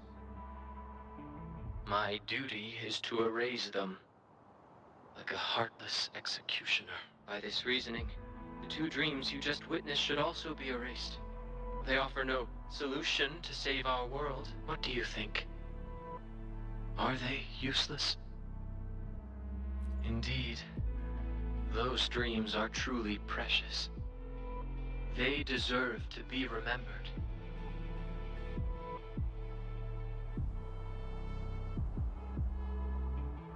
And the grass looks gorgeous here. Sanhua has tens of millions of gateways that lead to numerous realms. See, like I mean, it could do anything, couldn't it, with the Sanhua? Too small compared to Solaris. Absolutely More anything. space. Especially in the dream realm. Stories, We could have precious so many dreams and different, memories.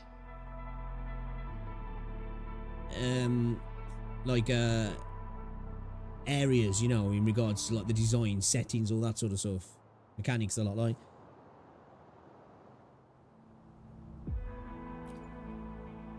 Those gateways that appeared by the Whining Iax's mire. It's all because of you.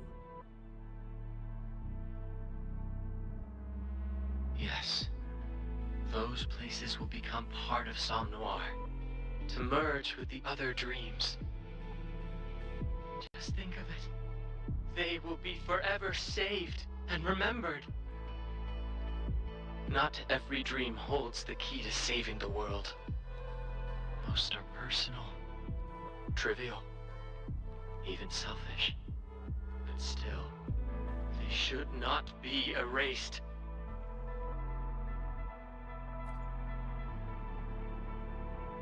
People may eventually forget them, but Sanhua won't. You saw that girl, and how deeply she felt about her dream. It holds significance.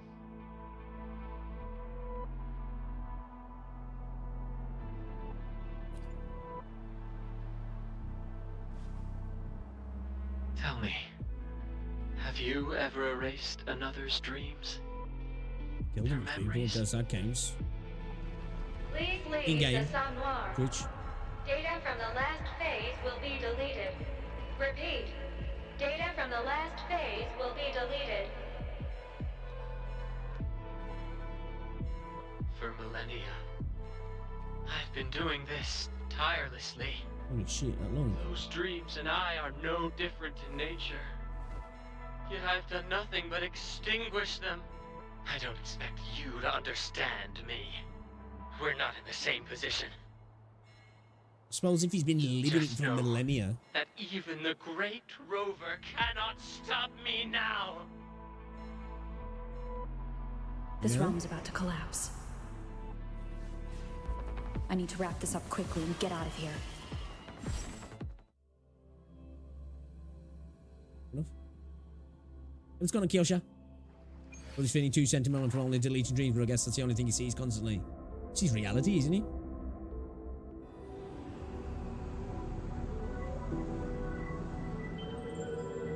Cheeks! Cheeks!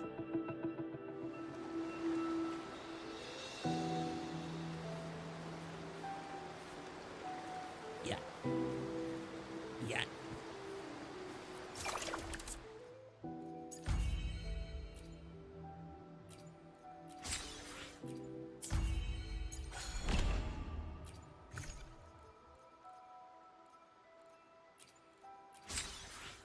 Yeah, I need to clear through this to get me rewards. Get me rewards. On that note, though, chat, I am gonna call it because I'm gonna get Rosie from work. I don't have to get up so early tomorrow, so I might stream again this evening. If not, I'll be live all day tomorrow. Once I'm back from the gym, normal video will go up as usual, and yeah, I don't have to pick Rosie up from work, so we'll be able to go for a little bit longer tomorrow.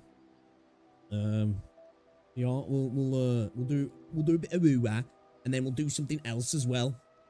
We might do some solo level in Horizon, some PGR as well, maybe. Maybe a bit of Zenless as well. I need to catch up on Zenless, man. I'm far behind.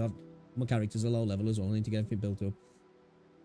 Yeah, but yeah, if I don't see you later, guys, which obviously I'm not going to guarantee, because very rarely do I will see you in the morrow. If you haven't checked out my video as well, guys, go check it out. I'll have another video going up tomorrow. These Wuthering Waves on the Verge of Greatness.